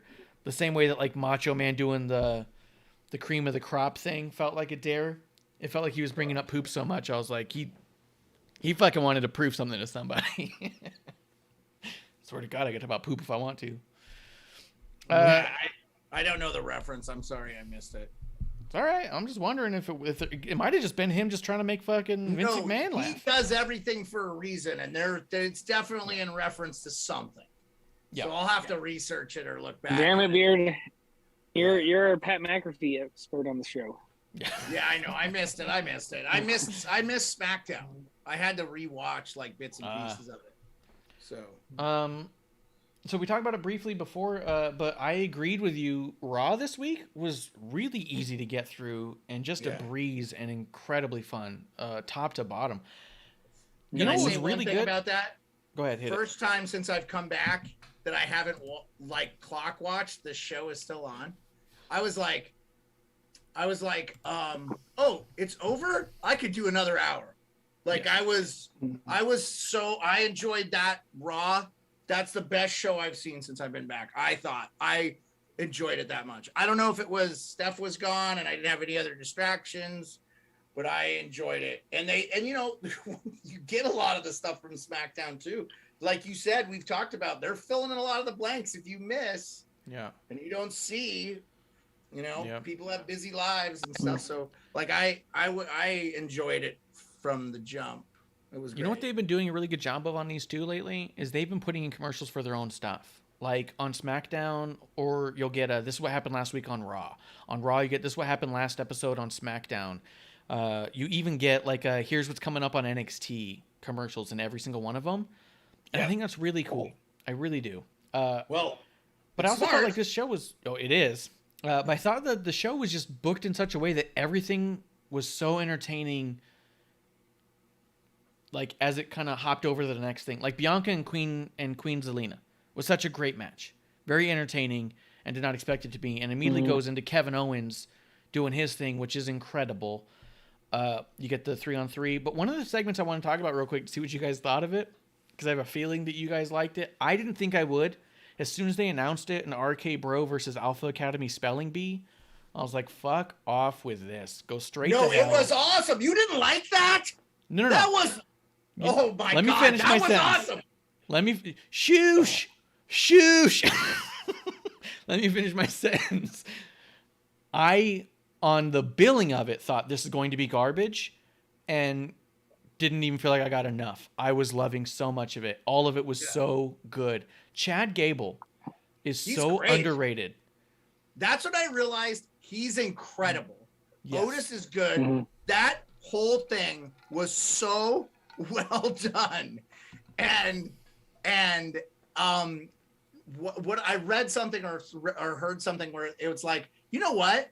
And the thing I watched, they're usually pretty critical of WWE. They were not critical. They were like, you know, they could do the same boring old shit that they always do, and they did this, and we are for. Like, I was so for that.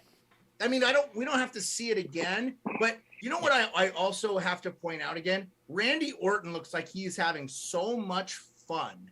They cannot get rid of RK Bro because he is just enjoying it, and he could still go be the Apex Predator or whatever, but it's such a great story line now, because honestly, like, I think a lot of people are running a little thin on RK Bro anyway. And you throw in the Alpha Academy now, the in-ring stuff is great, and then you get this really good stuff. They're coming up with new shit, like a spelling bee. I was like, this is great, and they're gonna do 2 other things. We're gonna get 2 more of these and 2 more episodes. I was like, dude, I can't wait for the next 2 Raws, because this is cool. And I normally don't look forward to Raw. I'm like, oh, I gotta get through this. We're gonna get a scooter race. We're getting a scooter race. I thought Chad Gable looked like $1 million. The shape of him is just impressive. The shooshing, thank you, calling him 4.0 Otis. Fucking Christ. I was just like, I could not stop laughing and smiling. Kev, what did you think of this segment? I was kind of the same way when they first announced it, because Beard, you didn't see it, but last year, maybe 2 years ago, when they did the "I'm better than you" bullshit with the Street Profits and the Viking Raiders. Yes, that was trash. I thought that's. I'm like, yo, you guys are doing this again, and it was bad. And basically what the Street Profits and Raiders did was, we're gonna play you in a basketball game. Okay, and they did what, 7, 8, weeks basketball game of this mini axe golf throwing. Yeah, that sounds too long. Bowling, it was fucking. And ridiculous. it was cartoonish. It was stupid. They had one of the dudes go for a slam dunk, and it just shot it from all these angles where he's like, bleh, almost like a green. It was fucking awful. It was Eric, right, or Abar was slam dunking the ball. Yeah. And this was a joke of it. It was, You know what though? This is one of those things where if I had seen it, I would have just been like, I can't blame him for trying. But but for it to last 2+ months, 7 weeks is a little much. And it was not live. It was never not so much live, but it was not in the ring. Nothing was in the ring. Yeah. It was all so pre-taped. Well, and the in-ring stuff is good too. Oh, the match afterwards? Yeah. But let's go back to Kev real quick. Go ahead, Kev. Finish up.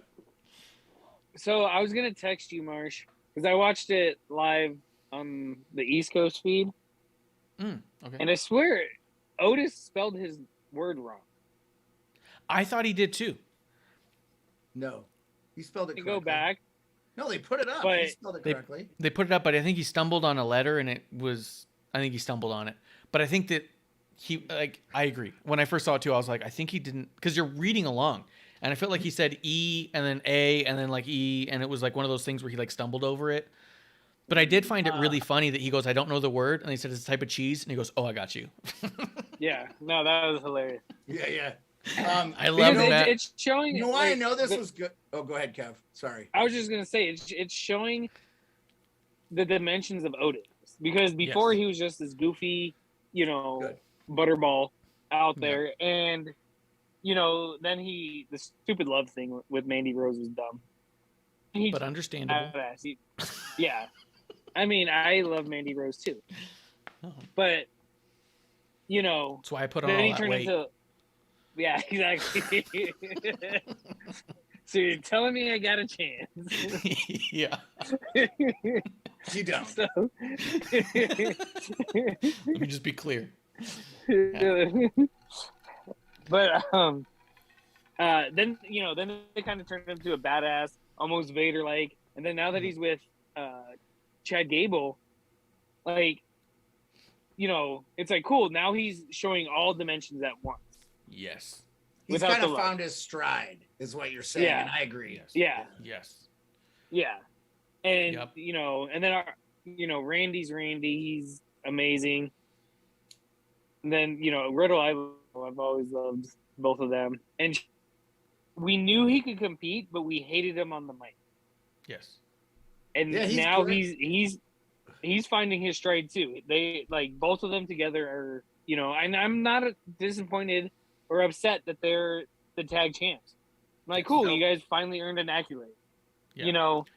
Chad Gable was the previous tag team champ, but Heavy Machinery was similar to Enzo and Cass, where we felt like they split them up before they got any accolades. Mm-hmm.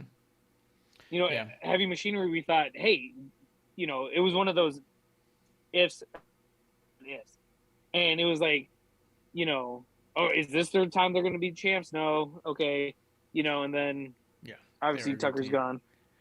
Yeah. But dude, and I've told you, and I've been very, very critical of Matt Riddle's humor. I'm not a fan of stoner humor to begin with. He made me laugh in this one when he was like, "Can I get a definition? Can I get a sentence?" He goes, "Could you give it to me in letters?" Kidding too. Yeah. Yeah. And, I was like, okay, but he you got did me. it. He did it in a way that didn't make him stupid, though. No. He Can made you it give in it a- to me in letters? And then Kevin just being like, "You're gonna have to spell it. I will not spell it for you." And I was just laughing because I was like, Yeah. But when he went through the whole thing, though, he was like, oh, like he didn't, like, because wasn't there a similar word? I mean, he did go a little bit too far to me, where he stopped being funny again with the whole calibration thing. Oh, like when I try to calibrate for grams and ounces. I was like, okay, yeah. Yeah, I great. thought, like, he didn't realize, but he spelled it correctly, which I thought was great. Yeah. I think that he is playing a little bit of a caricature, but Sure. but he didn't make him stupid. He doesn't have to be stupid. It's a surfer vibe, right? Like a lot of people talk like, that in California or whatever, and surfers do like, but it doesn't mean they're dumb. It just means that's the way they talk. It's a dialect thing, right? Right, So but like he's definitely playing a stoner. Well, I think there's a surfer vibe to him. I always have gotten surfer vibe. Now, Surfers if don't you do a wanna lot of throw- weighing. There's beaches in Vegas. Okay, you There's no broke beaches up in with that Vegas. whole thing. He said there's no beaches in Vegas, and he's from Vegas, so that's funny. Right, but that's fine. I'm not saying there's not an undertone of stonerism to his thing. There is, I'm sure there is. But I'm saying, like, for me, he's not Cheech and Chong. Like, if you like, he's not doing Cheech and Chong. He's doing his own thing. It's very. I mean, I think he's fairly unique. I've not seen like anything like him. Like, he doesn't wrestle in boots. Like, he's awesome in the ring too. So like, Oh yeah. I don't know. I love that. And again, I go back to this. Randy Orton is having a fucking blast. I mean, you can see how enjoyable this shit is to him on his face. you know, he has to play that stoic, blah, blah, blah, Apex Predator. And he can't hide how much he likes this, which I think is awesome. I enjoyed it. I'm looking forward to the next 2 weeks. I'm glad it's not 7, but I think it's good. And I think eventually we're going to see them go their separate ways. But like, you know. And dude, think about this. Kev, think about 2 years ago. Would you have even entertained the idea of Randy Orton versus Chad Gable one-on-one? No. And they did it this week. And the crowd, Mm. there were times I was watching being like, the crowd's going to turn on this. And the crowd's going to start getting bored because they're doing like really good classic wrestling. And a lot of times the crowd wants tables and they want flips and stuff like that. The crowd got more and more into it, and it felt like a masterclass. It felt like a learning experience for any wrestler or any young indie talent. Like, here's how you listen to the crowd and give them what you want. It felt like showmanship. Fucking fantastic, man. And you forget, it's so easy to forget how good Chad Gable is because he's so non-assuming right away. The dude's in the best shape of anybody in the company, but you forget it until you see him greased up. And then you forget how strong he is until he does those fucking 3 northern suplexes back to back. And you go, oh my God, he just deadlifts people? And you go, yeah, he's an Olympian. And you go, fuck, I forgot he's an Olympian. Like, he's the most unassuming and probably the most skilled in the ring in that company right now. Because Ricochet, I mean, that's not to say other people aren't incredible, right? But like Ricochet comes out and you go, yep, I know this guy's a superhero. Let's see what he's got. And he delivers every time. Cesaro comes out and you go, oh yeah, this dude's pound for pound strongest guy in the company. He's going to do crazy strongman stuff. Chad Gable comes out and every time you go, yes, Chad Gable, I guess. And then every time you walk away going, fuck, Chad Gable fucking put it on. Yeah, I mean, it's so weird. He is so much like Kurt Angle, and I know it's because he's an Olympic wrestler and shit like that, but he's really good too. And he's good on the mic. I think Go ahead, Kev. It's because he used to tag with Kurt Angle's son. Yep, Jason Jordan. Well, and let me say this too, before it leaves my brain. McAfee even talked about the spelling bee stuff today and he doesn't normally talk about wrestling shit, especially in the middle of football season. I'll say this. He talked about a spelling bee thing they did at Barstool when he was at Barstool. And he went out on Buffoon, which was fucking awesome. So good. I even loved. It's a commonly misspelled word because it's got double F's, double O's. Oh yeah, it's a double J word. Yeah. I loved even the idea that Randy Orton spelled dumbbell, and Chad Gable's like, that's ridiculous. He stares at one all day. Like, yeah. No, it was so good. It was low hanging fruit and still killed me. I didn't want to. I was hoping you guys loved it because Kev, I didn't know if you were going to be on the show or not, but I was really hoping both of you liked it because I just, we criticize them for not doing enough, and then when they try stuff, I don't want to be critical of them all the time. And I really liked this. Yeah, it was enjoyable. So I liked it. I didn't like when they announced. Yeah. Yes. Yeah. When they announced it out. Yeah. But I would say this. It was my favorite night of Raw since I've been back to wrestling. I enjoyed the whole thing. 100%. When I even saw Spelling Bee was coming up, I was like, fuck. It's like, do I have to sit here? And I was like, do I got to go to the bathroom? And I was like, I don't. Like, I really didn't want to watch it because it was a Spelling Bee and they fucked up those things. I'm so glad you did because it was I had a fucking smile the whole time. That whole episode was great. Me too. I couldn't believe how much I was enjoying it. Couldn't believe it. I was like, this is You want to talk about The Miz and Go ahead. Edge? I love that shit too. I thought that was really well done. And The Miz is, I don't know what you guys hate him. He is such a good heel. He was great. I don't hate The Miz. It's true. Maybe that was Bishop that really hates him. I don't like The Miz, but Kev likes him. And producer lady so likes him. Good. It was good. You didn't like Ref Marsh, you didn't like his stuff and the boxing. I was like, Ed's gonna come out of the box, even me, or I was like under the table. No, they came in from the thing and just like kicked all the security guards' ass. I was completely caught off guard by it. I thought they were gonna come out from the ring or something. And I was thinking in my head when all that stuff was going on, I was like, Man, it must suck to be in the heat of that ring with those lights inside a box with two people waiting to ambush somebody, and then they weren't there. So I liked it. You're laughing and smiling, Kev. You liked it too. No, I did, because I thought it was so brilliantly played.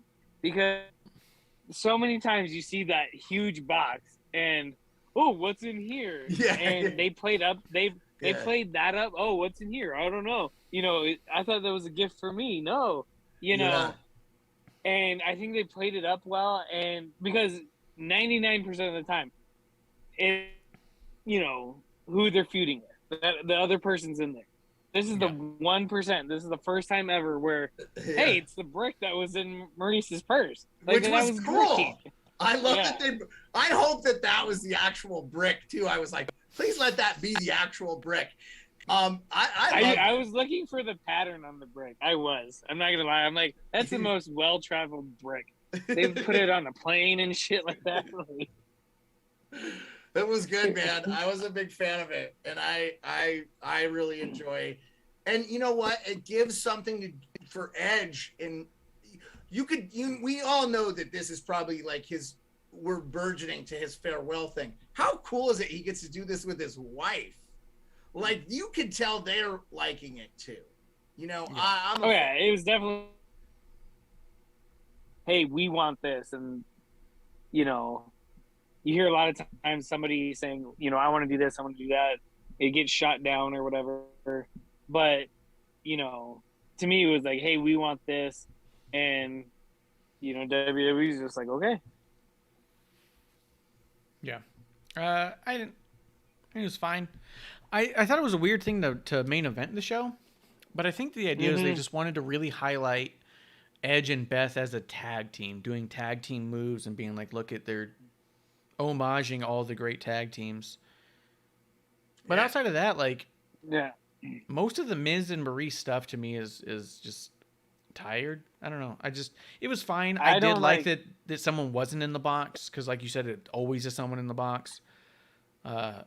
So much so that AEW did a wedding where they had a big box, and the idea was like, oh, there's someone gonna be in the box, but there was also an enormous cake the size of a human, and then it turned out they were in one and not the other, and that was supposed to be this big reveal, is that it was like you had two options. It was ridiculous. Marsh, real quick though, they could have been under the table where the presents were too. Like, they had a lot of things where you're like, oh, they could be coming up from the ring and stuff too. So I actually thought they did a really good job. They could have bailed on that one real easy. And it seems like they put a lot of effort into it. And I thought The Miz was really, I know you've seen so much of him, but I think he's good. And there's not terrible in the ring or anything either, No, he's not. It's not that he's bad. It's that realistically, you never walk away with him being the highlight. He never steals the show. He never goes above and beyond.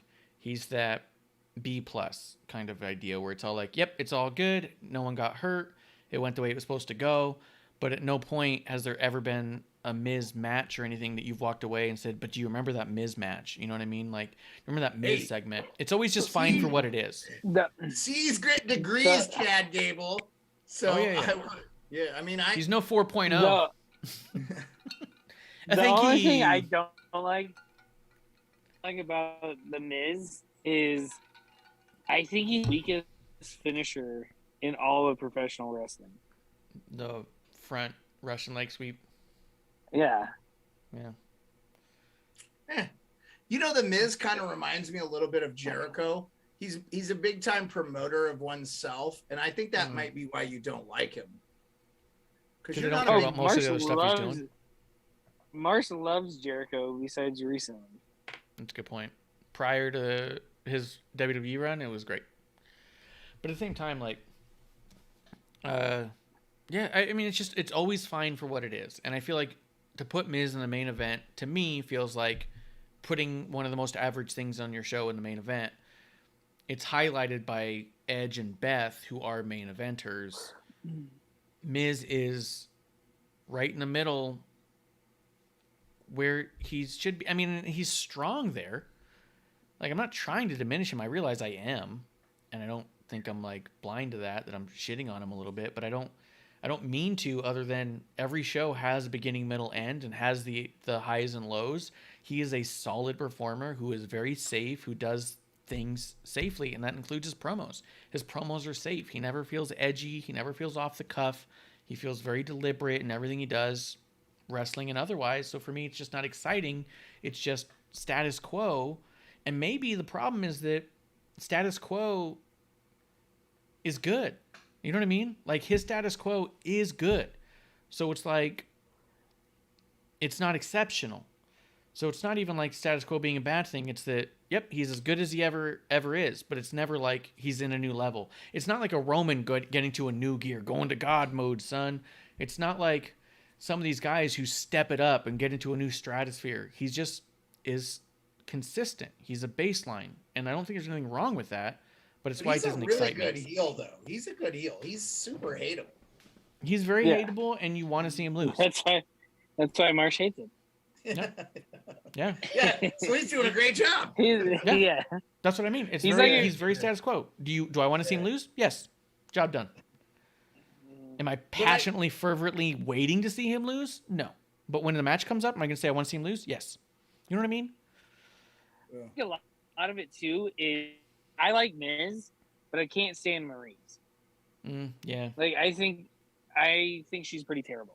Well, she basically is not a wrestler anymore, and she's on the show, like the reality show that they have or whatever too. Yeah. So it's even just her acting, like during their promos, is fucking terrible. That whole cutting edge with Maurice, I couldn't stand that. That was ridiculous. Yeah. Yeah. I don't think she brings a lot. No, to me, I think, like I said, I like Miz. Watched him since, Real World and stuff like that. I've always been a fan of his, but I just think Maurice, like you said, just doesn't bring enough to the table. I think she drags him down a bit. Well, they're doing this couple thing with the Glamazon and Edge, and I think they built this for them. So I think it's more about Edge and the Glamazon and Beth Phoenix, and just just enjoyed Edge talking about her and stuff. Like I don't know. I'm for this. I like this. I'm gonna just enjoy every bit of this because this is gonna be over by the Rumble, and they'll have to move on to something anyway. So, but the problem is that Maurice is still gonna be sticking around. Is she really? Well, yeah, because she was on before this, but the thing is that they don't have, anyone else to do, this match with. She's a good highlight, but she's not a good focus. Like, she's good to highlight Miz. I don't think she's gonna be in here now, like, but she's been too much of a focus. If you had Beth Phoenix and Edge in a mixed tag match against Seth Rollins and Becky, like, that'd be fucking amazing. Like, we might get that. We might get that yet. I'm all right with that. Yeah, that would be cool. That would be why I wouldn't mind seeing the man lose the freaking title. Because honestly, I don't think the women's division needs her to be the champion right now. Well, she's such a star that she doesn't need the belt. Yeah. Unlike the SmackDown Women's Champion. Yeah, I get so lost in that conversation because so many people talk about. There's so many people that are in the business that fans say they don't need the title because they're so big, and I think if you're not careful, you end up with a division of bigger stars than the title, and you have to make sure that title stays important. And the only way this title, sometimes they say, right, the title makes the man or the man makes the title. And that goes with the women too. Well, but she doesn't need to be the Raw Women's Champion. She could go over and be the SmackDown. Like, let's say if Seth beat Roman, it would make sense to have Becky on SmackDown. And I would love that. That. Yeah, absolutely. My concern is that if we get too many stars who feel more important than the title, then the title becomes undermined. And we have too many stories that become bigger than and not just different than, then you end up, what I think would be good about, so here's, to expand a little bit on what you said, Beard, if Beth Phoenix cost Becky Lynch the match, then you have a reason for Becky Lynch to go after Beth, and you have a reason for Edge to get involved and Seth to get involved, and you can do that whole thing without it feeling more important than, but different than. And as long as she's big enough to have a match that seems, or a storyline that seems different enough from the title, then it doesn't undermine the title. But a lot of one-on-one stories. You can't do that right now, though, because they're engaged in something else, is all I'm saying. Yeah. I'm saying we get there. But I'm saying, like, if you have too many one-on-ones with someone like a Becky, because a lot of people talk about that. Becky doesn't need the title because she's bigger than the title. But if you have a bunch of main events with Becky Lynch later on, after she loses the title to Bianca, Liv, whatever, they're doing the title thing, but always Becky Lynch comes on after the title scene with whoever she's feuding with, then the title starts to feel less important. I like the idea of the mixed tag thing and her losing the title to get into the mixed tag thing, because then it's different then and not just more important then. Does that make sense? Yeah, I'm just saying they needed to do something with Edge and Beth right now, and they had the Miz and Reese, and that's why I'm enjoying it. It's like fun. Yeah. I'm saying just down the line, like, this is all fine, but I agree with the idea of Seth and Becky being involved at some point and Becky losing the title. I think it's all smart, is actually what I'm saying. 'Cause I think your concept there is really smart and could be really cool and really well done, and actually excites me more than the idea of Becky loses it for the sake of not needing a title and doing other one-on-one stuff. I love the idea of, like, hey, let's keep that ball rolling the other way. Like, your idea, I think, is better than a lot of the other stuff. You know what I mean? Yeah. Kev, anything? Well, see, and that's the whole thing when, like, Roman brought up Becky. You know, I in only being a part of everything as well. I actually thought that was great too. Yeah, but you know what I mean. Well, it's like, well, I wanted to challenge. I thought it would be funny. I didn't know how you would get, but Becky was like, well, I can't, fight you, but I could fight you, type of thing, which is a part of the bloodline. But yeah, I mean, I understand that. Excuse me. You don't want stars bigger than the title. You have to have the title on a high pedestal. But I think with Becky, if she's a big enough star where she doesn't need the belt, I mean, when I say that, I mean in the context of she doesn't need to be in the title picture at all times. Yes, get there. Yes, do it. But, like I said, with Smackdown and Charlotte Flair's either in the title or she's in the hunt for the title, and that's it. Yes.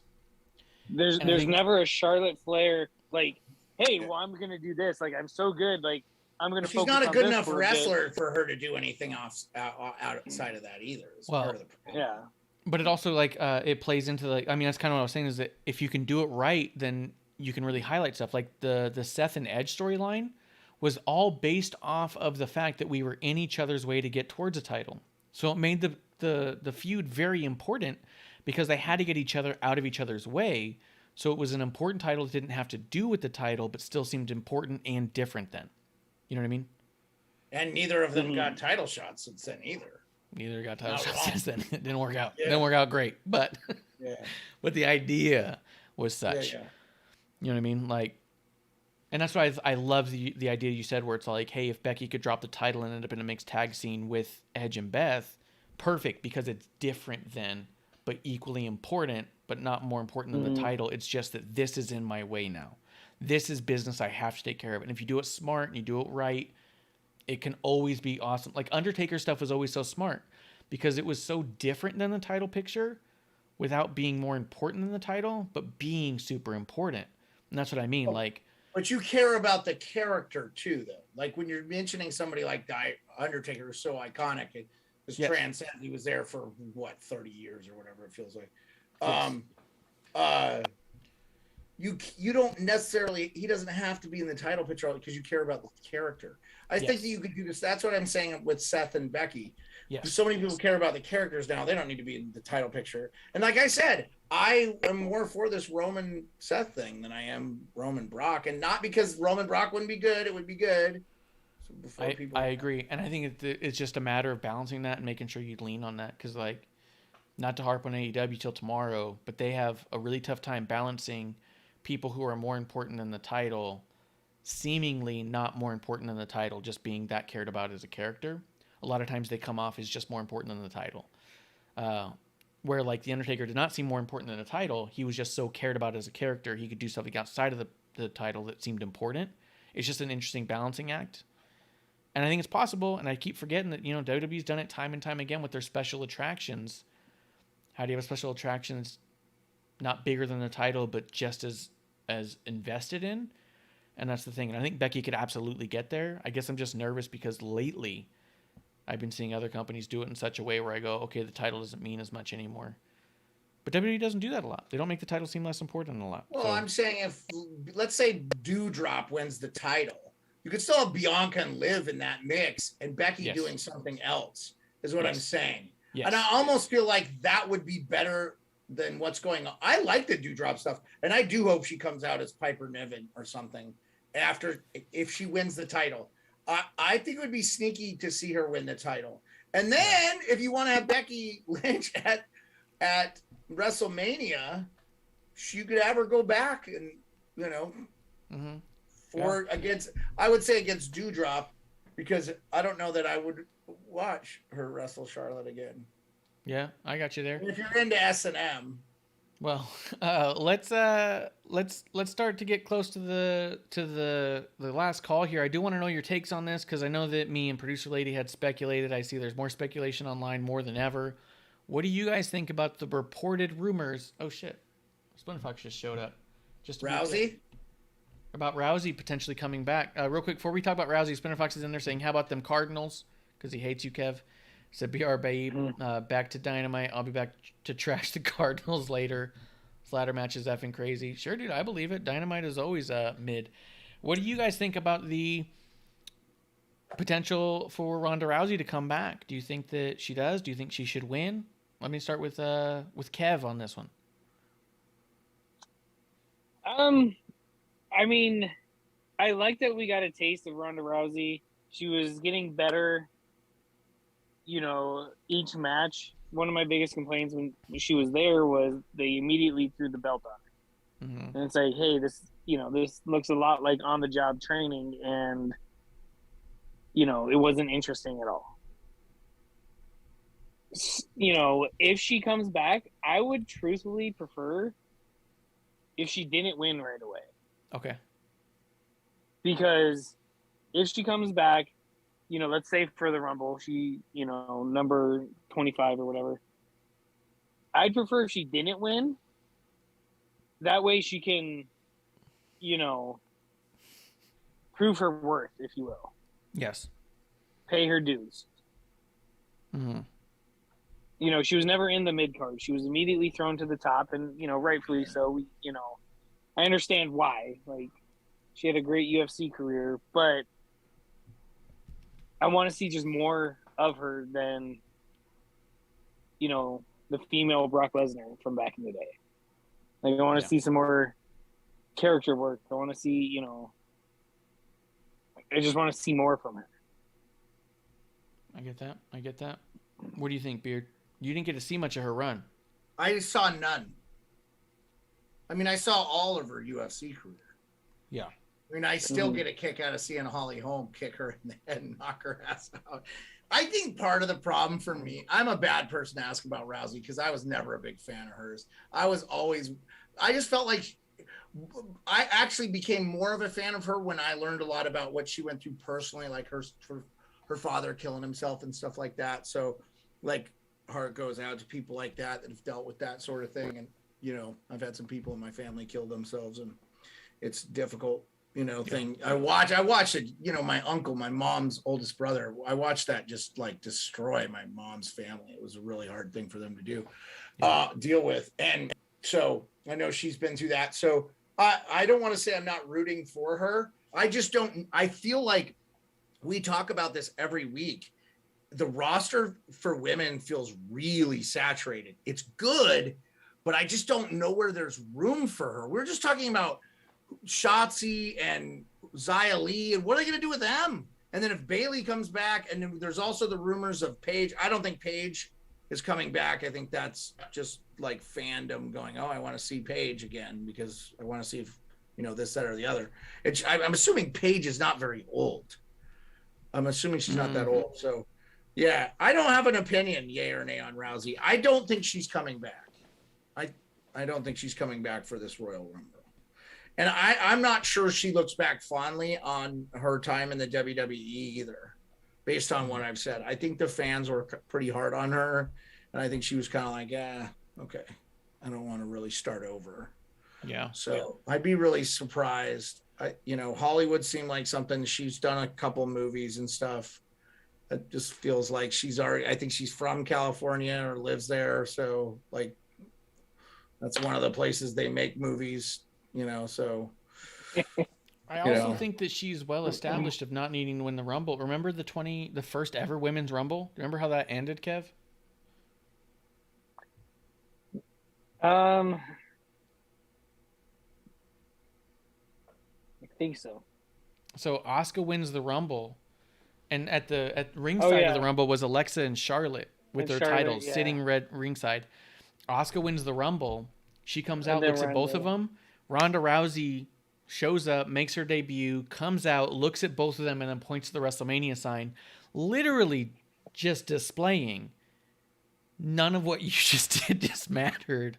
I'm bigger than all that. I'm going straight to Mania. I'm going to do Mania right away. And she did. She fucking did. So it was just one of those things where, like, I do think it'd be cool to see her come back. I do think that the atmosphere is such that she could easily win and it would make sense and be believable. I also think she could easily just come out the Raw afterwards and say, whoever you don't pick, I'm taking. But wasn't her debut match at Mania a mixed tag match with her and Kurt Angle? Yes. Her and Kurt Angle against Stephanie and Trips. Triple H. Yeah. Yeah. Trips. Fuck off. The Trips. Well, I started and then he just stopped. Yeah, he just fell off. But, yeah, I was like, Trips. But, because I don't remember what happened after that. Because you didn't point to either one of them, and then Asuka fought Charlotte, right? Yeah, it had something to do with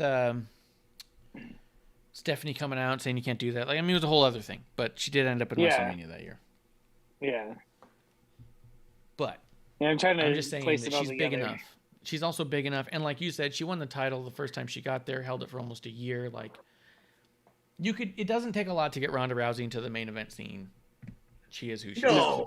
But do you think, though, like, 6 months from now, I would feel maybe differently about her coming back? But I feel like right now, they just have too many irons in the fire. But I'm not saying, I think it's still going to be a big wow moment that she's coming. This is another problem with, like, internet fucking sleuths people being like, a WWE official flew to California to talk to potentially, Ronda Rousey. I mean, because, fucking 40 million people don't live in California.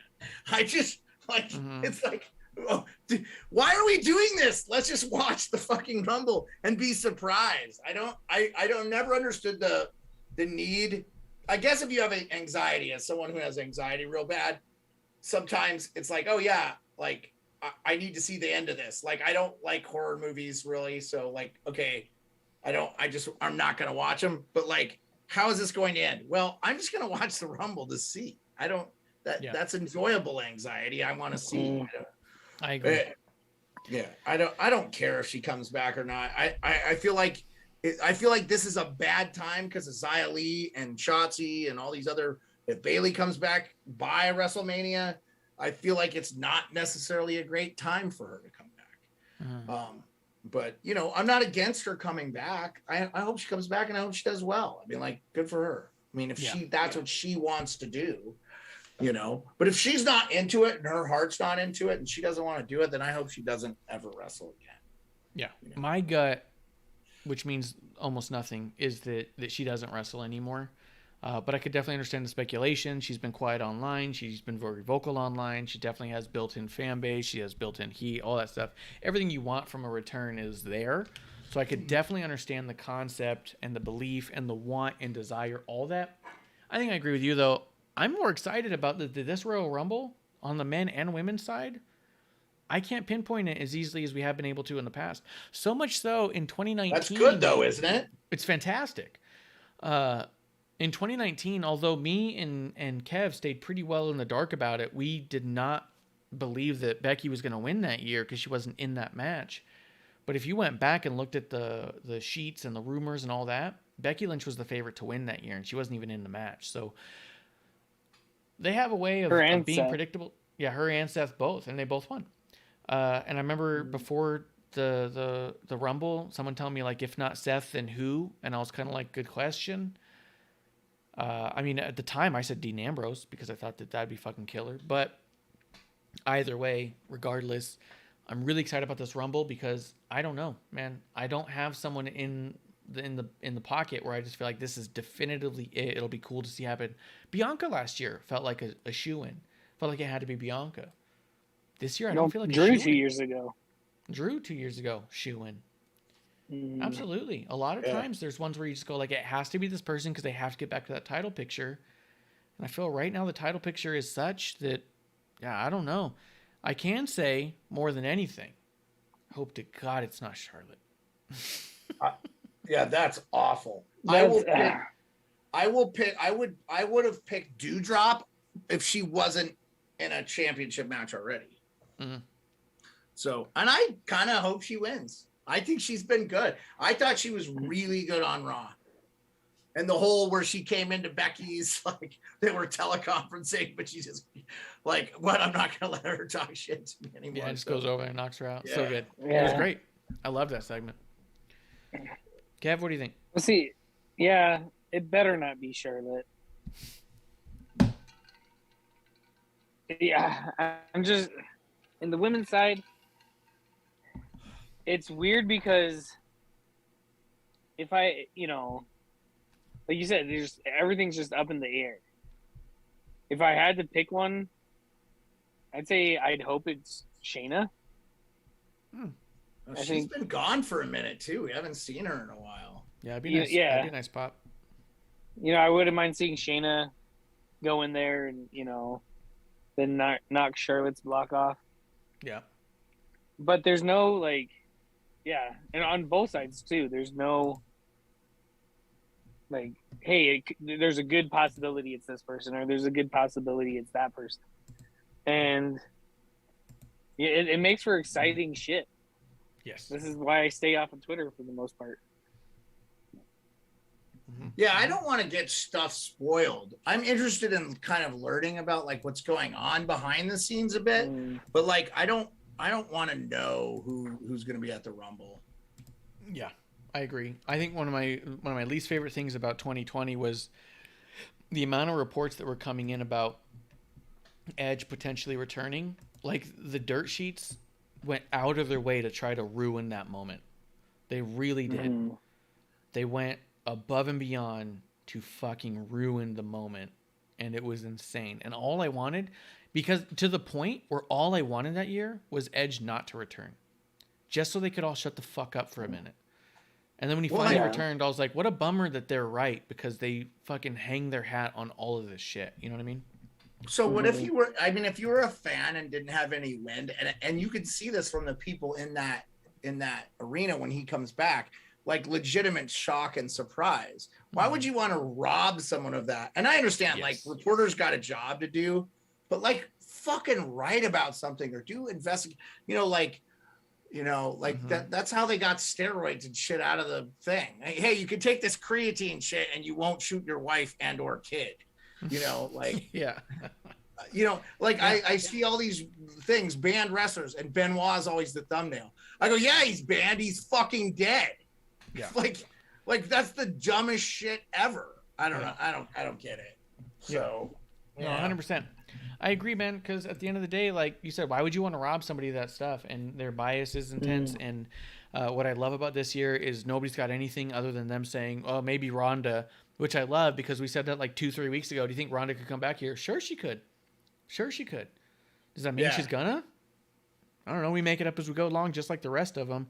But yeah. That's why I think it's great that Kev stays off the internet, because when we do things like watch-alongs and stuff, it becomes from a much more genuine place. And Yeah, why would you try to take something like that away from somebody? A moment like Edge's return, you want people to fucking see coming a mile away? Fuck off. Let people have that.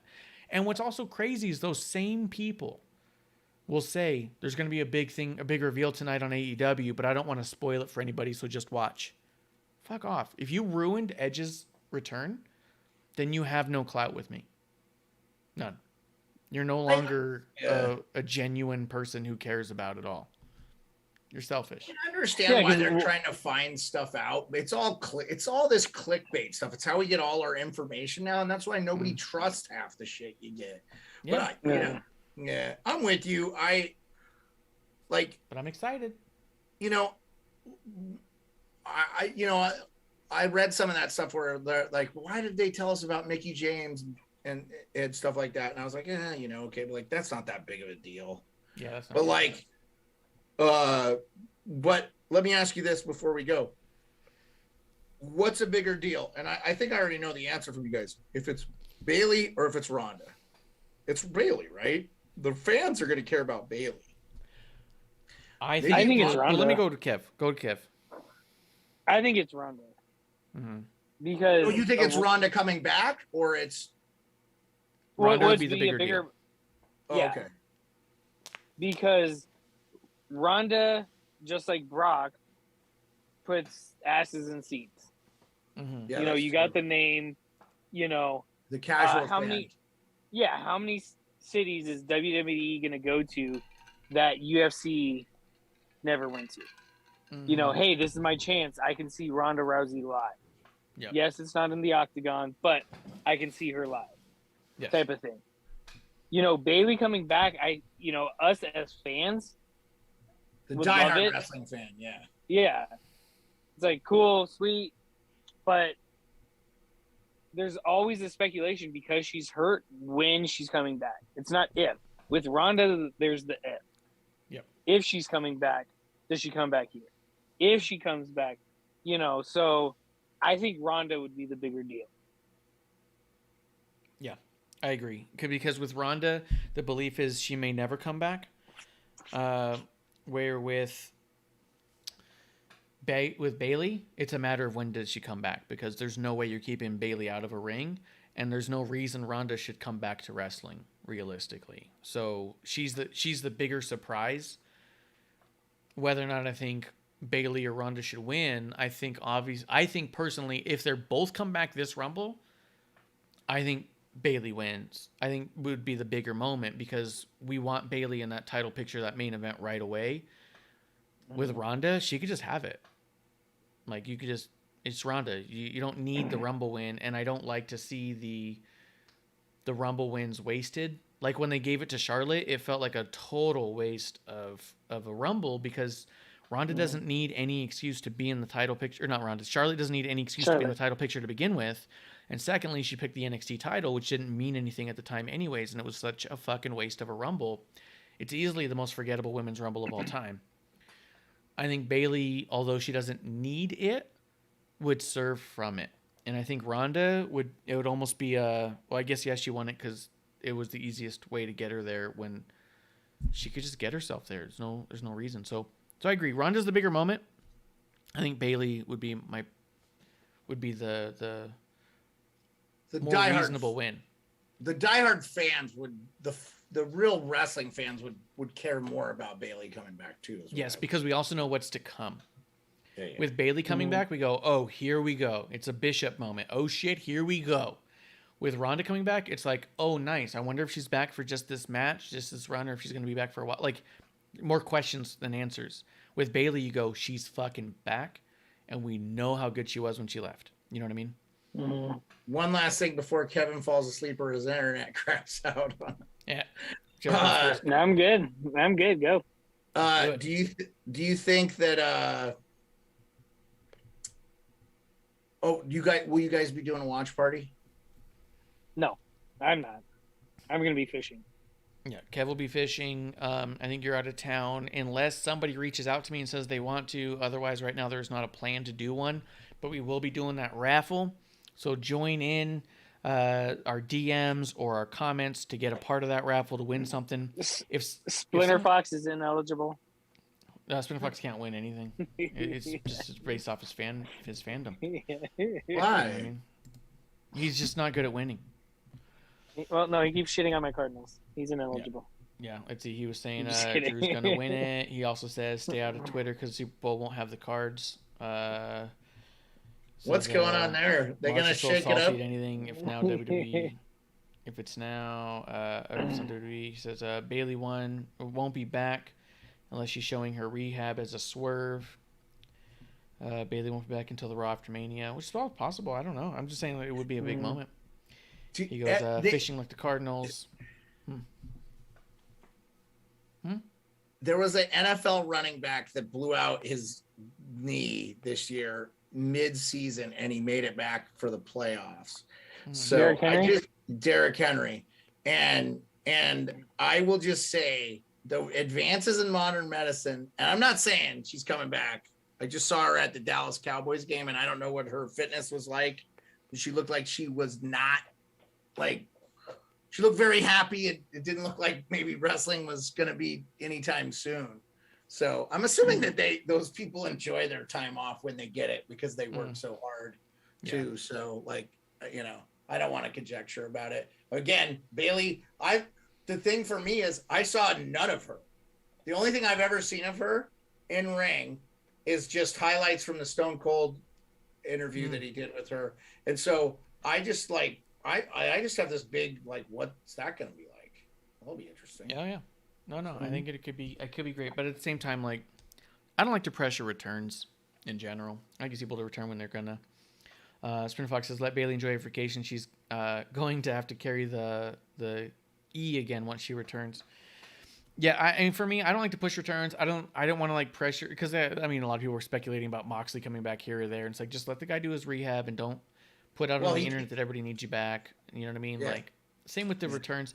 If you don't rehab this stuff right, then you come back early, you make it worse. And how many people have we seen come back and just hurt themselves over and over and over again? You know what I mean? Like, yeah. Mm-hmm. I don't like to pressure the return so much as if she comes back, yes, I'll be excited because here we go.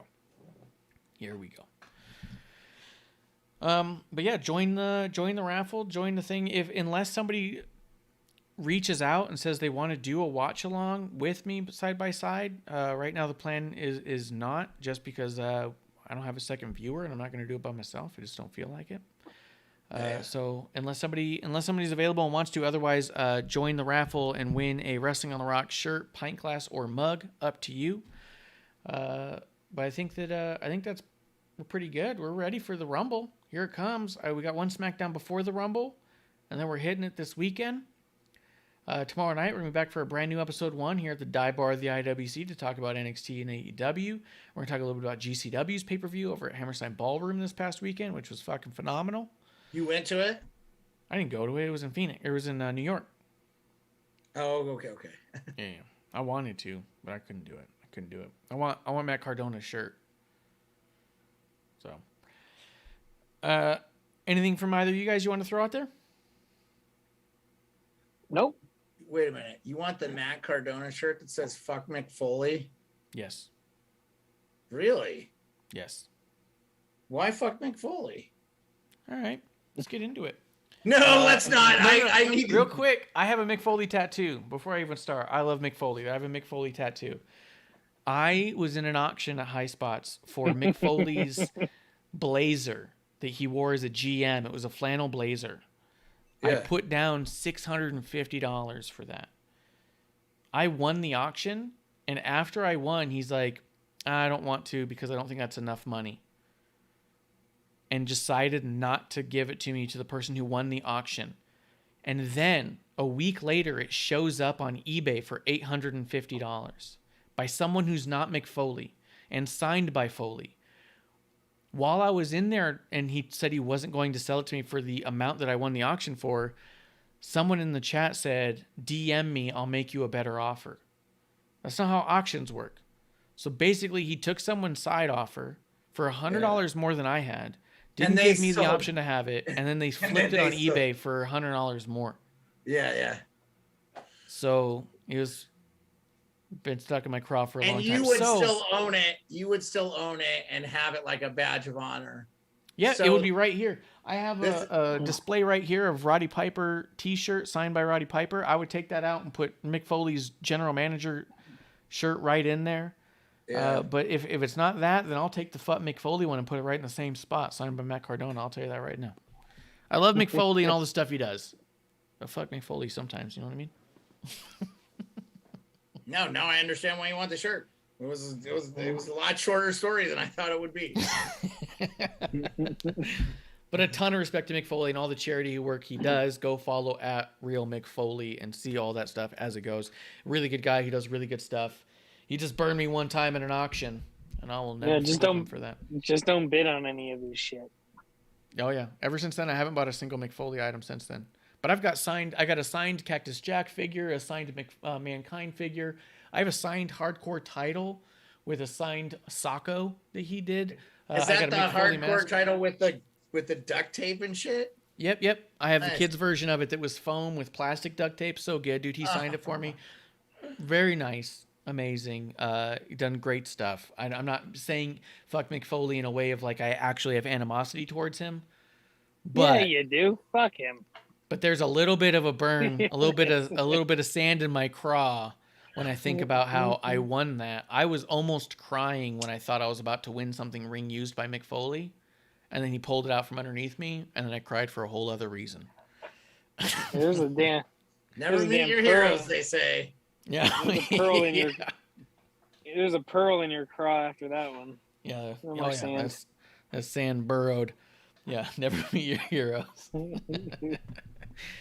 Either way, guys, we'll be back tomorrow night for a brand new episode 1 here in the dive bar of the IWC. We're going to break down some of AEW's mess, NXT's successes, and only the things that we love. So we'll see you tomorrow night. Thank you for coming out, having a drink with your drinking buddies. We have at beard_sports, at Kevlar on the rocks with an X. I'm at Ref Marsh. We are at WOTR the show. You can message any of us to be a part of the Rumble, the Royal raffle. Other than that, we will see you guys A at few next spots episode. left. There's only a few spots left, so get in while Put you my can. name on there, Kev. I'll do it. I mean, I Yeah, won't. I don't want the shirt if I win. We'll give it to one of our fans, but. Well, then don't enter. Yeah. Oh, I'll take a shot glass or something. Then fine. Guys, that's Big last giant call. foam finger. Big giant foam finger. Cheers.